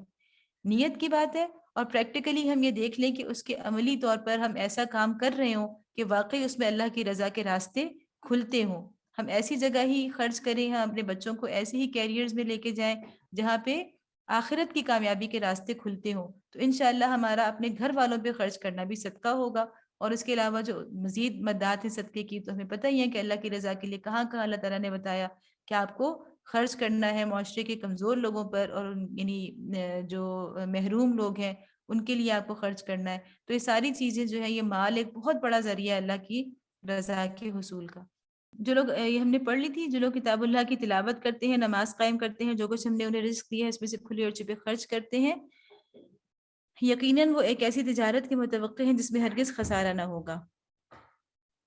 ٹھیک ہے، اچھا یہاں میں نے مختلف لکھا تھا کہ مختلف چیزیں اللہ نے پیدا کی، اور پھر کہا کہ یخشى اللہ من عبادہ العلماء۔ اس سے پتہ چلتا ہے کہ با اختیار مخلوق کی پیدائش کا مقصد تو چیزوں سے پورا ہو سکتا ہے، دو چیزوں سے پورا ہو سکتا ہے، یعنی جو میں نے آپ کو وضاحت کر دی مولانا مودودی تفہیم القرآن کے حوالے سے، کہ اللہ نے جو با اختیار مخلوق پیدا کی تھی اس کو اس کی پیدا کرنے کا مقصد دو چیزوں کے ذریعے سے حاصل ہو سکتا تھا۔ ایک تو یہ کہ اللہ تعالیٰ سب کو ایک جیسا نہ بنائے، ہے نا، یعنی اس میں اختلاف رکھیں، اور دوسری چیز یہ کہ اللہ تعالیٰ ان کی رہنمائی کے لیے ایک واضح طور پہ علم کتاب بھی دے دیں۔ تو آپ دیکھیں کہ اس سورہ کے اندر ان دونوں چیزوں کا ذکر ہو رہا ہے، ٹھیک ہے، ان دونوں چیزوں کا ذکر ہو رہا ہے کہ اللہ کی جو ہے تخلیق، اس کے اندر اختلاف بھی ہے، اور دوسرا یہ کہ اللہ تعالیٰ نے ہمیں ہمارے دماغ میں بھی سارا کچھ نہیں چھوڑا بلکہ علم کتاب دے کے ہماری رہنمائی بھی فرما دی۔ تو یہ دو چیزیں ہیں جو کہ با اختیار مخلوق پیدا کرنے کا جو مقصد تھا اصل میں امتحان، اس کو پورا کرنے کے لیے دو چیزیں لازمی ہیں۔ لِيُوَفِّيَهُمْ أُجُورَهُمْ وَيَزِيدَهُمْ مِنْ فَضْلِهِ إِنَّهُ غَفُورٌ شَكُورٌ۔ اس تجارت میں انہوں نے اپنا سب کچھ اس لیے کھپایا ہے تاکہ اللہ ان کے اجر پورے کے پورے ان کو دے اور مزید اپنے فضل سے ان کو عطا فرمائے، بے شک اللہ بخشنے والا اور قدردان ہے۔ وَالَّذِي أَوْحَيْنَا إِلَيْكَ مِنَ الْكِتَابِ هُوَ الْحَقُّ مُصَدِّقًا لِمَا بَيْنَ يَدَيْهِ إِنَّ اللَّهَ بِعِبَادِهِ لَخَبِيرٌ بَصِيرٌ۔ اے نبی صلی اللہ علیہ وسلم، جو کتاب ہم نے تمہاری طرف وحی کے ذریعے سے بھیجی ہے وہی حق ہے، تصدیق کرتی ہوئی آئی ہے ان کتابوں کی جو اس سے پہلے آئی تھی، بے شک اللہ اپنے بندوں کے حال سے باخبر ہے اور ہر چیز پر نگاہ رکھنے والا ہے۔ اب موضوع تخلیق کے بعد آہستہ آہستہ اللہ کی کتاب کی طرف منتقل ہو رہا ہے، جیسا کہ ہم نے دیکھا کہ اس سورہ کے اندر دو ہی چیزوں کو شکر کی بنیاد بنایا گیا ہے، ایک اللہ کی تخلیق اور دوسری اللہ کی کتاب۔ ثم اورثنا الكتاب الذين اصطفينا من عبادنا، جس کو میں نے یہاں پہ کہا کہ یہ وہ آیات ہیں جو کہ جس کو آپ کلیدی ورڈ یعنی کی ورڈ بھی آپ نے لیا ہے، یہ والی آیت آ گئی ہے۔ پھر ہم نے اس کتاب کا وارث بنا دیا ان لوگوں کو جنہیں ہم نے اس وراثت کے لیے اپنے بندوں میں سے چن لیا۔ ٹھیک ہے، اللہ تعالیٰ فرما رہے ہیں کہ ہم نے ان لوگوں کو اس کتاب کا وارث بنایا، یعنی نبی صلی اللہ علیہ وسلم تو کتاب دے کے چلے گئے، اور جب بھی انبیاء آئے تو اس کے انبیاء کے جانے کے بعد اللہ تعالیٰ نے ان انبیاء کی امتوں میں سے ان لوگوں کو کتاب کا وارث بنا دیا جن کو اللہ نے اس کام کے لیے چن لیا تھا۔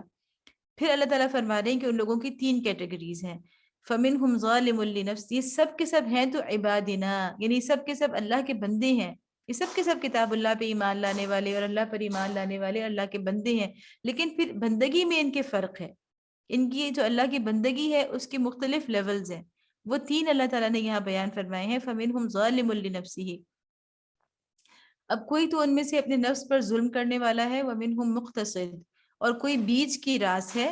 ومنہم سابق بالخیرات باذن اللہ، اور کوئی اللہ کے اذن سے نیکیوں میں سبقت کرنے والا ہے، یہی بہت بڑا فضل ہے۔ تو یہ تین چیزیں اللہ تعالیٰ نے یہاں بیان فرمائی ہیں۔ یہاں پہ اس حدیث کی تشریح، اس آیت کی تشریح نبی صلی اللہ علیہ وسلم کی حدیث سے ہوتی ہے، جو کہ کئی مختلف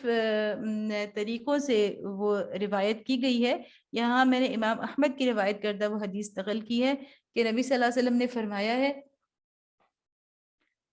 جو لوگ نیکیوں میں سبقت لے گئے ہیں وہ جنت میں کسی حساب کے بغیر داخل ہوں گے۔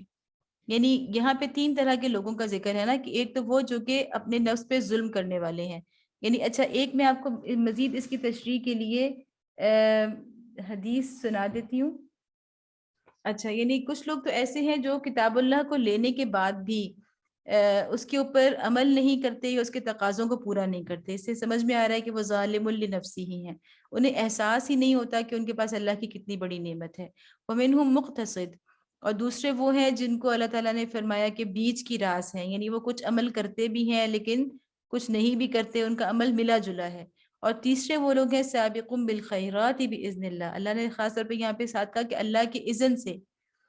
تو وہ کون ہے؟ جو نیکیوں میں سبقت کرنے والے ہیں، یعنی وہ اس کتاب کا بھرپور حق ادا کرتے ہیں، اللہ کی کتاب کی صحیح قدر کرتے ہیں جیسے کہ کرنی چاہیے۔ تو اللہ تعالیٰ فرما رہے کہ ذالک هو الفضل الکبیر، یہ سب سے بڑا فضل ہے۔ ایک اور حدیث جو یہاں پر نقل تو نہیں کی اس وقت، لیکن نبی صلی اللہ علیہ وسلم نے اس میں تشبیہ دی ہے نا ان تین طرح کے لوگوں کو،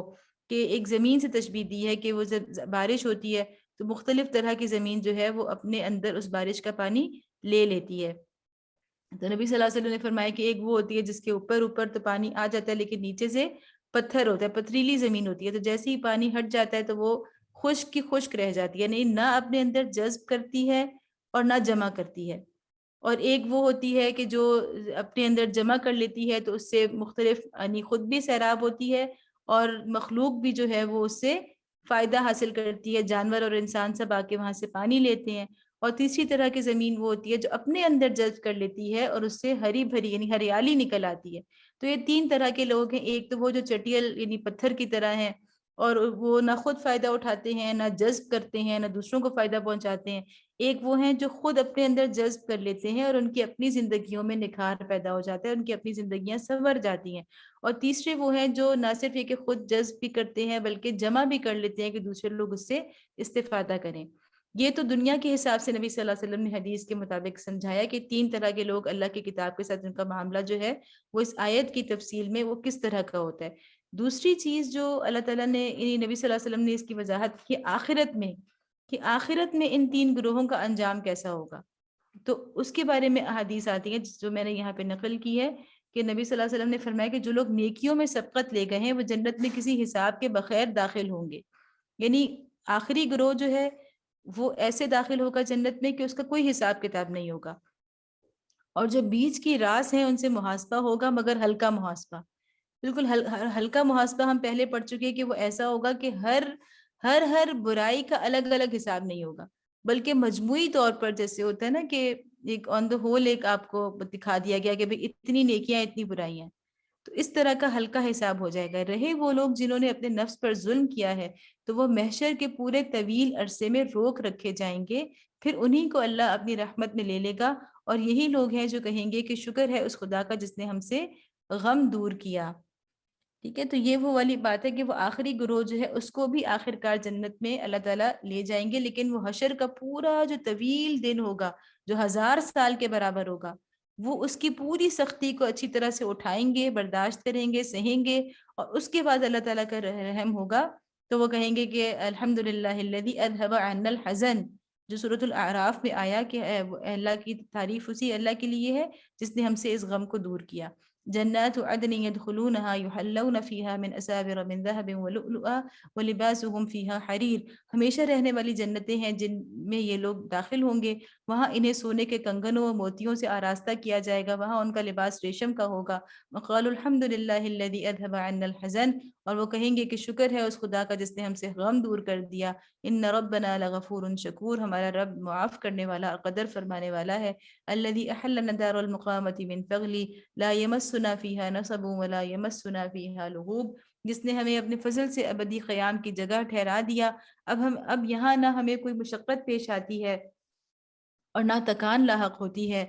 والذی کفروا لهم نار جہنم لا يقضى عليهم فيموتوا ولا يخفف عنهم من عذابها كذلك نجزي كل کفور، اور جن لوگوں نے کفر کیا ہے ان کے لیے جہنم کی آگ ہے، نہ ان کا قصہ پاک کر دیا جائے گا کہ مر جائیں، اور نہ ان کے لیے جہنم کے عذاب میں کوئی کمی کی جائے گی۔ اس طرح ہم بدلہ دیتے ہیں ہر اس شخص کو جو کفر کرنے والا ہو۔ اللہ تعالی ہمیں جہنم کے عذاب سے ہمارے والدین کو، ہماری اولادوں کو، اللہ تعالیٰ سب اہل ایمان کو اس جہنم کی آگ سے اپنی حفظ و امان میں رکھیں اور اس سے نجات دیں آخرت کے دن۔ وَهُمْ يَسْتَرِخُونَ فِيهَا، وہ وہاں چیخ چیخ کر کہیں گے کہ ربنا اخرجنا نعمل صالحا غیر الذی كنا نعمل، اے ہمارے رب ہمیں یہاں سے نکال لے تاکہ ہم نیک عمل کریں ان اعمال سے مختلف جو پہلے کرتے رہے تھے۔ اولم نعمرکم ما یتذکر فیہ من تذکر وجاءکم النذیر فذوقوا فما للظالمین من نصیر۔ انہیں جواب دیا جائے گا کہ کیا ہم نے تم کو اتنی عمر نہ دی تھی جس میں کوئی سبق لینا چاہتا تو سبق لے سکتا تھا، اور تمہارے پاس متنبہ کرنے والا بھی آ چکا تھا، اب مزہ چکھو ظالموں کا ظالموں کا یہاں کوئی مددگار نہیں ہے۔ اس سے پتہ چلتا ہے قرآن میں موضوع کئی مرتبہ آیا ہے کہ وہ لوگ کہیں گے کہ ہمیں ایک مہلت اور دی جائے، اور انہیں نہ دی جائے گی۔ لیکن حدیث میں اس کی تشریح آتی ہے کہ جو کہا گیا نا کہ کیا تمہیں اتنی عمر نہیں دی گئی تھی کہ تم جس میں تم سبق لینا چاہتے تھے اسے لے سکتے تھے، تو مختلف احادیث میں یہ عمر مختلف بتائی گئی ہے کہ وہ عمر کون سی ہے جس میں انسان کے اوپر حجت پوری ہو جاتی ہے۔ تو اکثر مفسرین علماء کا تو یہ خیال ہے کہ وہ کوئی عمر بھی ہو سکتی ہے، یعنی اتنی عمر کہ جس میں انسان شعور کو پہنچ جائے اور وہ اچھائی برائی میں اچھی طرح سے تمیز کرنے لگے تو اس پر حجت پوری ہو جاتی ہے۔ لیکن ایک حدیث کے اندر جیسا کیا ہے کہ 60 سال یا اس سے زیادہ کی عمر جس شخص کو مل گئی تو اس کے لیے پھر کوئی بھی عذر باقی نہیں رہتا۔ تو اس سے پتہ چلتا ہے کہ یہ وہ عمر ہے 60 سال کی کہ جس انسان کو بھی یہ عمر مل جائے تو اس کے بعد بھی اگر وہ اپنے عمل کو درست نہ کرے، تو جیسے یہ بخاری، احمد اور نسائی میں یہ حدیث آئی ہے کہ جو شخص کم عمر پائے اس کے لیے تو عذر کا موقع ہے، مگر 60 سال اور اس سے اوپر عمر پانے والے کے لیے کوئی عذر نہیں ہے۔ تو اس سے پتہ چلتا ہے کہ اس کے بعد اللہ تعالیٰ کی وہ آخری حجت بھی پوری ہو جاتی ہے انسان کے اوپر۔ ان اللہ عالم غیب السماوات والارض انہ علیم بذات الصدور، بے شک اللہ آسمانوں اور زمین کی ہر پوشیدہ چیز سے واقف ہے، وہ تو سینوں کے چھپے ہوئے راز تک جانتا ہے۔ هو الذی جعلکم خلائف فی الارض فمن کفر فعلیہ کفر ولا یزید الکافرین کفرهم عند ربهم الا مقتا ولا یزید الکافرین کفرهم الا خسارا۔ وہی تو ہے جس نے تم کو زمین میں خلیفہ بنایا ہے، اب جو کوئی کفر کرتا ہے اس کے کفر کا وبال اسی پر ہے، اور کافروں کو ان کے کفر اس کے سوا کوئی ترقی نہیں دیتا کہ ان کے رب کا غضب ان پر زیادہ سے زیادہ بھڑکتا چلا جاتا ہے۔ کافروں کے لیے خسارے میں اضافے کے سوا کوئی ترقی نہیں ہے۔ تو یہاں پہ اللہ تعالیٰ نے بتایا کہ آپ کو تمہیں میں نے خلیفہ بنایا ہے زمین کا، اور اس سے پہلے سورۃ الانعام کی آخری آیت میں بھی اللہ تعالیٰ نے یہی فرمایا تھا کہ تمہیں زمین کا خلیفہ بنایا، اور ساتھ یہ کہا تھا کہ بعض کو بعض پر فوقیت دی ہے۔ تو اس سے پتہ چلتا ہے کہ اللہ تعالیٰ نے اس سورہ کے اندر بھی جو اپنی تخلیق میں تنوع کا ذکر فرمایا ہے اور اس کے بعد یہاں خلافت کا موضوع آیا ہے، اس کا مطلب یہ ہے کہ مختلف لوگوں کو اللہ تعالیٰ نے مختلف طرح کے حالات زندگی، مختلف طرح کے وسائل زندگی جو دیے ہیں، ہر ایک کے حالات، ہر ایک کے پاس وسائل مختلف ہیں، تو یہ دراصل ضروری تھا انسان کے امتحان کے لیے، اور ہر ایک کی خلافت کا دائرہ اتنا ہی ہے جتنا کہ اللہ تعالیٰ نے اس کو وسائل زندگی دنیا کے اندر دیے ہوئے ہیں۔ کسی کو اللہ نے بہت بڑی خلافت دی ہے، کسی کو اللہ نے بہت چھوٹی سی خلافت دی ہے، کسی کو اللہ نے تھوڑے سے مال پہ خلیفہ بنایا ہے، تھوڑے سے اختیارات پہ خلیفہ بنایا ہے، اور کسی کو اللہ نے بہت سارے اختیارات پر، بہت سارے مال پر، بہت سارے لوگوں کے اوپر اللہ نے خلیفہ بنایا ہے۔ لیکن بہرحال ہر انسان کی حیثیت اپنے اپنے دائرہ کار کے اندر ایک خلیفہ کی ہے، اور اس سے اس کے نیچے جو رعیت آتی ہے یا جو بھی دنیا کے اندر استعمال ہونے والی جتنی بھی مال یا اختیارات یا انسان یا وسائل، جو کچھ بھی اللہ نے اس کے تصرف میں دیا ہے، اس کی اختیار میں دیا ہے، چاہے وہ انسانوں کی شکل میں ہو، پیسے کی شکل میں ہو، یا دنیا کے وسائل کی شکل میں ہو، ان سب کے بارے میں اس سے اسی طرح پوچھا جائے گا کہ تم بطور خلیفہ تم نے ان سے کیا کام لیا، تم نے ان سب کو استعمال کر کے اللہ کی بندگی میں استعمال کرنا تھا، تو تم نے ان سب کے اوپر کیسی خلافت قائم کی؟ قل ارأيتم شركاءكم الذين تدعون من دون الله اروني ماذا خلقوا من الارض ام لهم شرك في السماوات ام آتيناهم كتابا فهم على بينة منه بل ان يعد الظالمون بعضهم بعضا الا غرورا۔ اے نبی صلی اللہ علیہ وسلم ان سے کہو کبھی تم نے دیکھا بھی ہے اپنے ان مشرکوں کو جنہیں تم خدا کو چھوڑ کر پکارا کرتے ہو؟ مجھے بتاؤ انہوں نے زمین میں کیا پیدا کیا ہے یا آسمانوں میں ان کی کیا شرکت ہے؟ اگر یہ نہیں بتا سکتے تو ان سے پوچھو کیا ہم نے انہیں کوئی تحریر لکھ کر دی ہے جس کی بنا پر یہ اپنے اس شرک کے لیے کوئی صاف سند رکھتے ہوں؟ نہیں، بلکہ یہ ظالم ایک دوسرے کو محض فریب کے جھانسے دیے جا رہے ہیں۔ تو اللہ تعالیٰ وہی بات فرما رہے ہیں کہ ان کے پاس کوئی سند نہیں ہے، کوئی لکھی ہوئی چیز، کوئی ایسا ڈاکیومنٹ ان کے پاس نہیں ہے، کوئی ثبوت نہیں ہے اس بات کا کہ ہاں فلاں فلاں لوگ اللہ کے ساتھ شریک ہیں، لیکن اس کے بغیر ہی ان کی عبادت کرتے ہیں۔ تو جس کے پاس اللہ کی وحی ہو، ایسی کتاب ہو جو ایک معجزہ ہے، تو وہ کیوں اللہ کی عبادت پر اپنے آپ کو یکسو نہیں کر سکتا؟ کیوں اللہ کی عبادت کے اوپر بالکل جم نہیں سکتا جبکہ ایک واضح کتاب اور ثبوت اس کے پاس موجود ہے؟ ان اللہ یمسک السماوات والارض ان تزولا ولئن زالتا ان امسکہما من احد من بعدہ انہ کان حلیما غفورا۔ حقیقت یہ ہے کہ اللہ ہی ہے جو آسمانوں اور زمین کو ٹل جانے سے روکے ہوئے ہے، اور اگر وہ ٹل جائیں تو اللہ کے بعد کوئی دوسرا انہیں تھامنے والا نہیں ہے۔ بے شک اللہ بڑا حلیم اور درگزر فرمانے والا ہے۔ وَأَقْسَمُوا بِاللَّهِ جَهْدَ أَيْمَانِهِمْ لَئِنْ جَاءَهُمْ نَذِيرٌ لَيَكُونُنَّ أَهْدَىٰ مِنْ إِحْدَى الْأُمَمِ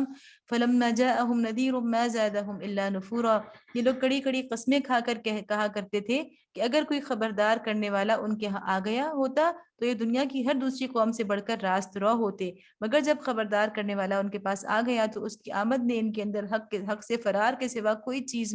کسی چیز میں اضافہ نہ کیا۔ اہل مکہ کے بارے میں آ رہا ہے کہ وہ دیکھتے تھے کہ نصرانیوں کے پاس بھی اور یہود کے پاس بھی کتاب ہے اللہ کی، اور وہ کہتے تھے کہ یہ تو اپنی کتاب کی قدر نہیں کرتے، اگر ہمارے پاس اللہ کی کتاب ہوتی تو ہم تو بڑے بڑے اللہ کے فرما بردار ہوتے، لیکن جب کوئی رسول اور کتاب آ گئی تو انہوں نے اس کو جھٹلا دیا۔ استکبارا فی الارض ومکر السیء، یہ زمین میں اور زیادہ استکبار کرنے لگے اور بری بری چالیں چلنے لگے۔ ولا یحیق المکر السیء الا باہلہ، حالانکہ بری چالیں اپنے چلنے والوں ہی کو لے بیٹھتی ہیں۔ کتنی خوبصورت بات اللہ نے بتائی ہے کہ جو لوگ بہت زیادہ اپنی طرف سے بہت ہی زیادہ کہنا چاہیے کہ ایسی چالیں، ایسے پلانز بناتے ہیں، ایسی چالیں اختیار کرتے ہیں کہ جن میں ان کے خیال میں کوئی یعنی کامیابی کے 100% امکان ہوتے ہیں، اور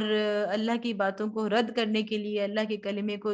نیچا دکھانے کے لیے اللہ تعالیٰ فرما رہے ہیں کہ وہ انہی کو لے بیٹھتی ہیں، اس لیے کہ اللہ کی مدد ان کے ساتھ نہیں ہوتی بلکہ اللہ کی دشمنی پر وہ اتر آتے ہیں۔ فَهَلْ يَنظُرُونَ إِلَّا سُنَّةَ الْأَوَّلِينَ، اب کیا یہ لوگ اس کا انتظار کر رہے ہیں کہ پچھلی قوموں کے ساتھ اللہ کا جو طریقہ رہا ہے وہی ان کے ساتھ بھی بڑھتا جائے؟ فَلَن تَجِدَ لِسُنَّةِ اللَّهِ تَبْدِيلًا وَلَن تَجِدَ لِسُنَّةِ اللَّهِ تَحْوِيلًا، یہی بات ہے تو تم اللہ کے طریقے میں ہرگز کوئی تبدیلی نہ پاؤ گے، اور تم کبھی نہ دیکھو گے کہ اللہ کی سنت کو اس کے مقرر راستے سے کوئی طاقت پھیر سکتی ہے۔ اولم يسيروا في الارض فينظروا كيف كان عاقبة الذين من قبلهم،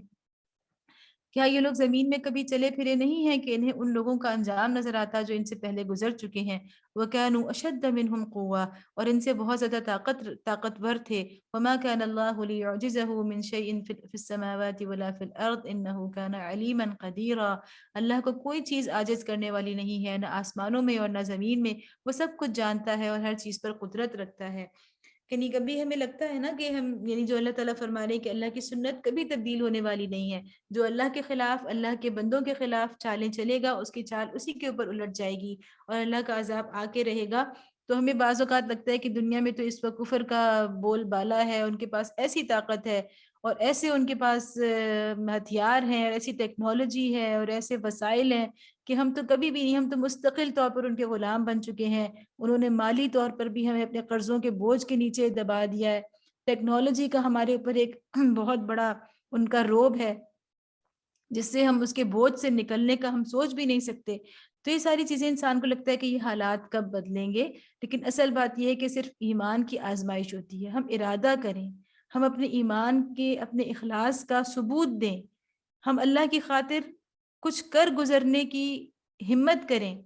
اور اس کے بعد ہم دیکھیں کہ حالات کو پھیرنا اور کفر کی چالوں کو اللہ تعالیٰ کا کفار کے اوپر ہی الٹ دینا یہ اللہ کا کام ہے، لیکن ہمارا امتحان کس چیز کے اندر ہے کہ ہم ان حالات کو بدلنے کے لیے اور اللہ کے کلمے کو بلند کرنے کے لیے، اور جو برائی ہر طرف پھیل چکی ہے، اللہ کی نافرمانی جو ہر طرف پھیل چکی ہے، اور جو نظریات، باطل نظریات جو ہیں وہ بالکل کھل کر اس وقت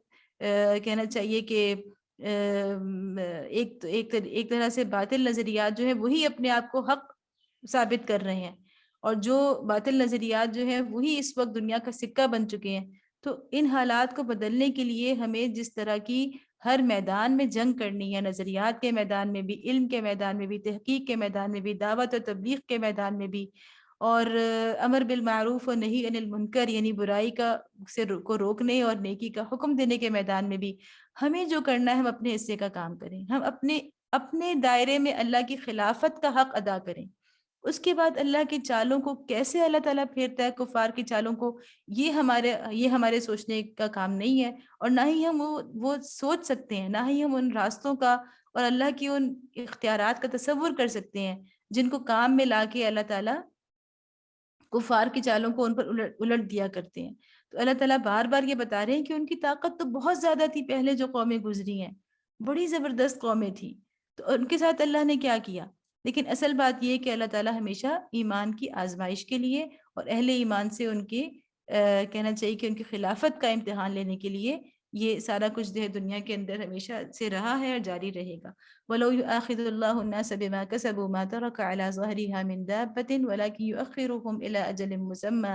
فَإِذَا جَاءَ أَجَلُهُمْ فَإِنَّ اللَّهَ كَانَ بِعِبَادِهِ بَصِيرًا۔ اگر کہیں وہ لوگوں کو ان کے کیے کرتوتوں پر پکڑتا تو زمین پر کسی متنفس کو جیتا نہ چھوڑتا، مگر وہ انہیں ایک مقرر وقت تک کے لیے مہلت دے رہا ہے، پھر جب ان کا وقت آن پورا ہوگا تو اللہ اپنے بندوں کو دیکھ لے گا۔ یہاں پہ سورہ مکمل ہو گئی۔ سورہ یاسین ہم شروع کریں گے، تو سورہ یاسین کا ہم تھوڑا سا پہلے تعارف لے لیتے ہیں۔ زمانہ نزول اس کا بھی وہی ہے کہ جو دور متوسط کا آخری زمانہ، یعنی جب مسائل، مشکلات، آزمائشیں اپنے کافی زیادہ عروج پر پہنچ چکی تھی، یعنی کافی تیزی ان کے اندر آ چکی تھی، یا پھر یہ بھی کہا جاتا ہے کہ جو بالکل آخری دور تھا آزمائشوں کا، یعنی چوتھا دور، یعنی جو عام الحزن، نبی صلی اللہ علیہ وسلم کے اوپر جو عام الحزن گزرا تھا، 10 نبوی، نبوت کا 10واں سال، جس میں حضرت خدیجہ رضی اللہ تعالی عنہ اور ابو طالب دونوں وفات پا گئے تھے، اور اس کے بعد بالکل وہ آخری اور چوتھا دور شروع ہو گیا تھا، جس میں آزمائشوں یعنی یہاں تک پہنچ گئی تھی کہ نبی صلی اللہ علیہ وسلم کے قتل کی سازشیں ہو رہی تھیں، اور نبی صلی اللہ علیہ وسلم بالکل مایوس ہو گئے تھے جس دور میں اہل مکہ سے، اور انہوں نے مکہ سے باہر دعوت کے امکانات پر غور کرنا شروع کر دیا تھا، اور عملی طور پر اس کے لیے کام کرنا شروع کر دیا تھا۔ پہلے طائف کا سفر کیا، اور اس کے وہاں بھی یہی وجہ تھی کہ وہاں پہ دعوت کے امکانات کا جائزہ لینا تھا، ایک ٹرائی کرنا تھا کہ وہاں کے لوگ کیسا رسپانس دیتے ہیں، اور اس کے بعد یثرب کے لوگوں کے ساتھ روابط بڑھے، اور وہاں پہ جو ہجرت تھی مدینہ کی طرف، اس کا راستہ ہموار ہوا۔ تو یعنی یہ وہ دور ہے جب سورہ یاسین نازل ہو رہی ہے، جب آزمائشیں بہت زیادہ شدت اختیار کر چکی تھیں۔ کتابی ربط اس کا یہ ہے کہ سبا اور فاطر میں توحید کی بات، اور یاسین اور اس کے بعد جو صافات آئے گی اس میں رسالت اور اس کے تقاضے ہیں۔ ہم نے دیکھا ہے نا کہ سبا اور فاطر دونوں میں توحید کی بات آئی ہے، اور توحید کا بھی بنیادی جو تقاضا ہے شکر کی طرف اللہ تعالیٰ نے متوجہ کیا ہے۔ تو یاسین اور صافات میں ہم دیکھ رہے ہیں کہ اب آخرت کا تذکرہ زیادہ ہو گیا ہے، اگرچہ توحید تو موضوع رہے گا ہی تمام مکی صورتوں کا، لیکن یہاں پہ آخرت کا تذکرہ بڑھتا جا رہا ہے۔ اچھا، مضامین میں اس میں آپ دیکھیں تو وہی ہے کہ توحید، آخرت اور رسالت، لیکن ساتھ ایک اہم موضوع اس میں رسالت پر ایمان لانے کے تقاضے ہیں، جیسا کہ سورہ کے شروع میں ہی وہ واقعہ آئے گا اس شخص کا جس نے جو رسولوں پر ایمان لایا تھا، اور ان کو سپورٹ کرنے کے لیے وہ میدان میں اتر آیا، اور اس نے باقاعدہ رسولوں کو سپورٹ کیا اپنی باتوں کے ذریعے سے، اپنی تقریر کے ذریعے سے، اور پھر اس کا انجام کیا ہوا۔ تو رسالت پر ایمان کا تقاضا اس سورہ کے اندر بتایا گیا ہے۔ کلیدی الفاظ جیسا کہ ہم جانتے ہیں، سورہ بہت اس عام طور پہ عام روایات کے اندر اسے قرآن کا دل بھی کہا جاتا ہے، اور لوگ یعنی سارے مسلمان سورہ یاسین سے خاص کہنا چاہیے کہ عقیدت رکھتے ہیں، اگرچہ کہ اس کے بارے میں جو روایات ہیں کہ جو ہے کہ وہ قلب القرآن ہے، کہ قرآن کا دل ہے، اور یہ والی روایت بھی کہ اس کو اپنے موتا پر، یعنی کہ اپنے جو مرنے والے ہوں ان کے اوپر پڑھا کرو۔ یہ روایات ان کے بارے میں کہا گیا ہے کہ زیادہ تر ضعیف روایات ہیں، لیکن بہرحال ہم یہ دیکھ لیتے ہیں کہ چونکہ مسلمانوں کے اندر یہ صورت ایک بہت زیادہ کہنا چاہیے کہ مشہور اور مقبول سورہ ہے، تو اس کے جو شروع کے الفاظ ہیں وہی ہمارے لیے کلیدی الفاظ بھی ہیں، یاسین والقرآن الحکیم انک لمن المرسلین علی صراط مستقیم۔ تو اس کا مطلب یہ کہ یہی اس کا موضوع ہے کہ اللہ تعالیٰ نے قسم کھائی ہے کہ قرآن حکیم ہے، اور انک لمن المرسلین، کہ آپ بے شک رسولوں میں سے ہیں اور آپ ہی صراط مستقیم پر ہیں۔ تو اس سے پتہ چل رہا ہے کہ اس سورہ کا موضوع اگرچہ توحید، آخرت، رسالت ہے، لیکن اس میں رسالت کے اوپر ایمان لانے کے تقاضے کو خصوصاً فوکس کیا گیا ہے انک لمن المرسلین کے ذریعے سے۔ اب اس کو پڑھ لیتے ہیں۔ بسم اللہ الرحمن الرحیم، یاسین والقرآن الحکیم، قسم ہے قرآن حکیم کی، انک لمن المرسلین، کہ تم یقیناً رسولوں میں سے ہو۔ تو اللہ تعالیٰ نے قرآن حکیم کی قسم کھائی ہے، اور ہم یہ بات پڑھ چکے کہ جب کسی چیز کی اللہ تعالیٰ قسم کھاتے ہیں اس کا مطلب یہ ہوتا ہے کہ آگے جو بات کہی جا رہی ہے، تو جس چیز کی قسم کھائی گئی ہے وہ چیز اس آگے والی بات کی دلیل ہے یا اس پر ثبوت ہے، یعنی اگلی بات کو ثابت کرنے کے لیے اللہ تعالیٰ بطور دلیل اس قسم کو لے کر آتے ہیں۔ تو اس سے پتہ چلتا ہے کہ قرآن حکیم جو ہے وہ اس بات کا ثبوت کیسے ہے کہ آپ بے شک اللہ کے رسولوں میں سے ہیں، آپ یقیناً رسولوں میں سے ہیں۔ تو اس سے یہ پتہ چلتا ہے کہ قرآن جیسی حکمت والی کتاب، القرآن الحکیم، کہ جیسا حکیمانہ کلام اس کے اندر نبی صلی اللہ علیہ وسلم پیش کر رہے تھے، تو اللہ تعالیٰ فرما رہے ہیں کہ آپ کی رسالت کو ثابت کرنے کے لیے اور اس بات کو ثابت کرنے کے لیے کہ آپ واقعی اللہ کی طرف سے رسول بنائے گئے ہیں، قرآن سے بڑھ کر اور کوئی دلیل یا ثبوت نہیں چاہیے۔ جیسا کہ پچھلے انبیاء کو مختلف معجزات دیے گئے، کھلے معجزات دیے گئے، حسی معجزات دیے گئے، تو قرآن ان سب سے بڑھ کر معجزہ ہے، اس لیے کہ اس کے اندر جو حکیمانہ کلام ہے، جو حکمت والی باتیں ہیں، وہ کوئی انسان ان کو کبھی بھی اس طرح سے، اس انداز سے بیان نہیں کر سکتا۔ تو یہ وہی والی بات ہے جو قرآن کے اندر بہت زیادہ اس کو دہرایا گیا ہے۔ ایک تو یہ بات کہ اس کے اندر جو ظاہری طور پر اس کی جو ابلاغی ایک طاقت ہے قرآن کی، اور اس کے علاوہ جس کے بلاغت ہے، اس کے ساتھ ساتھ اس کے اندر جو حکیمانہ باتیں ہیں، یعنی ماضی کے بھی قصے اور مستقبل کی باتیں، ہم جو سورہ روم پڑھ کر آئے، مستقبل کے بارے میں بھی اللہ نے جو پیشین گوئیاں کی وہ کسی انسان کے بس میں نہیں تھی،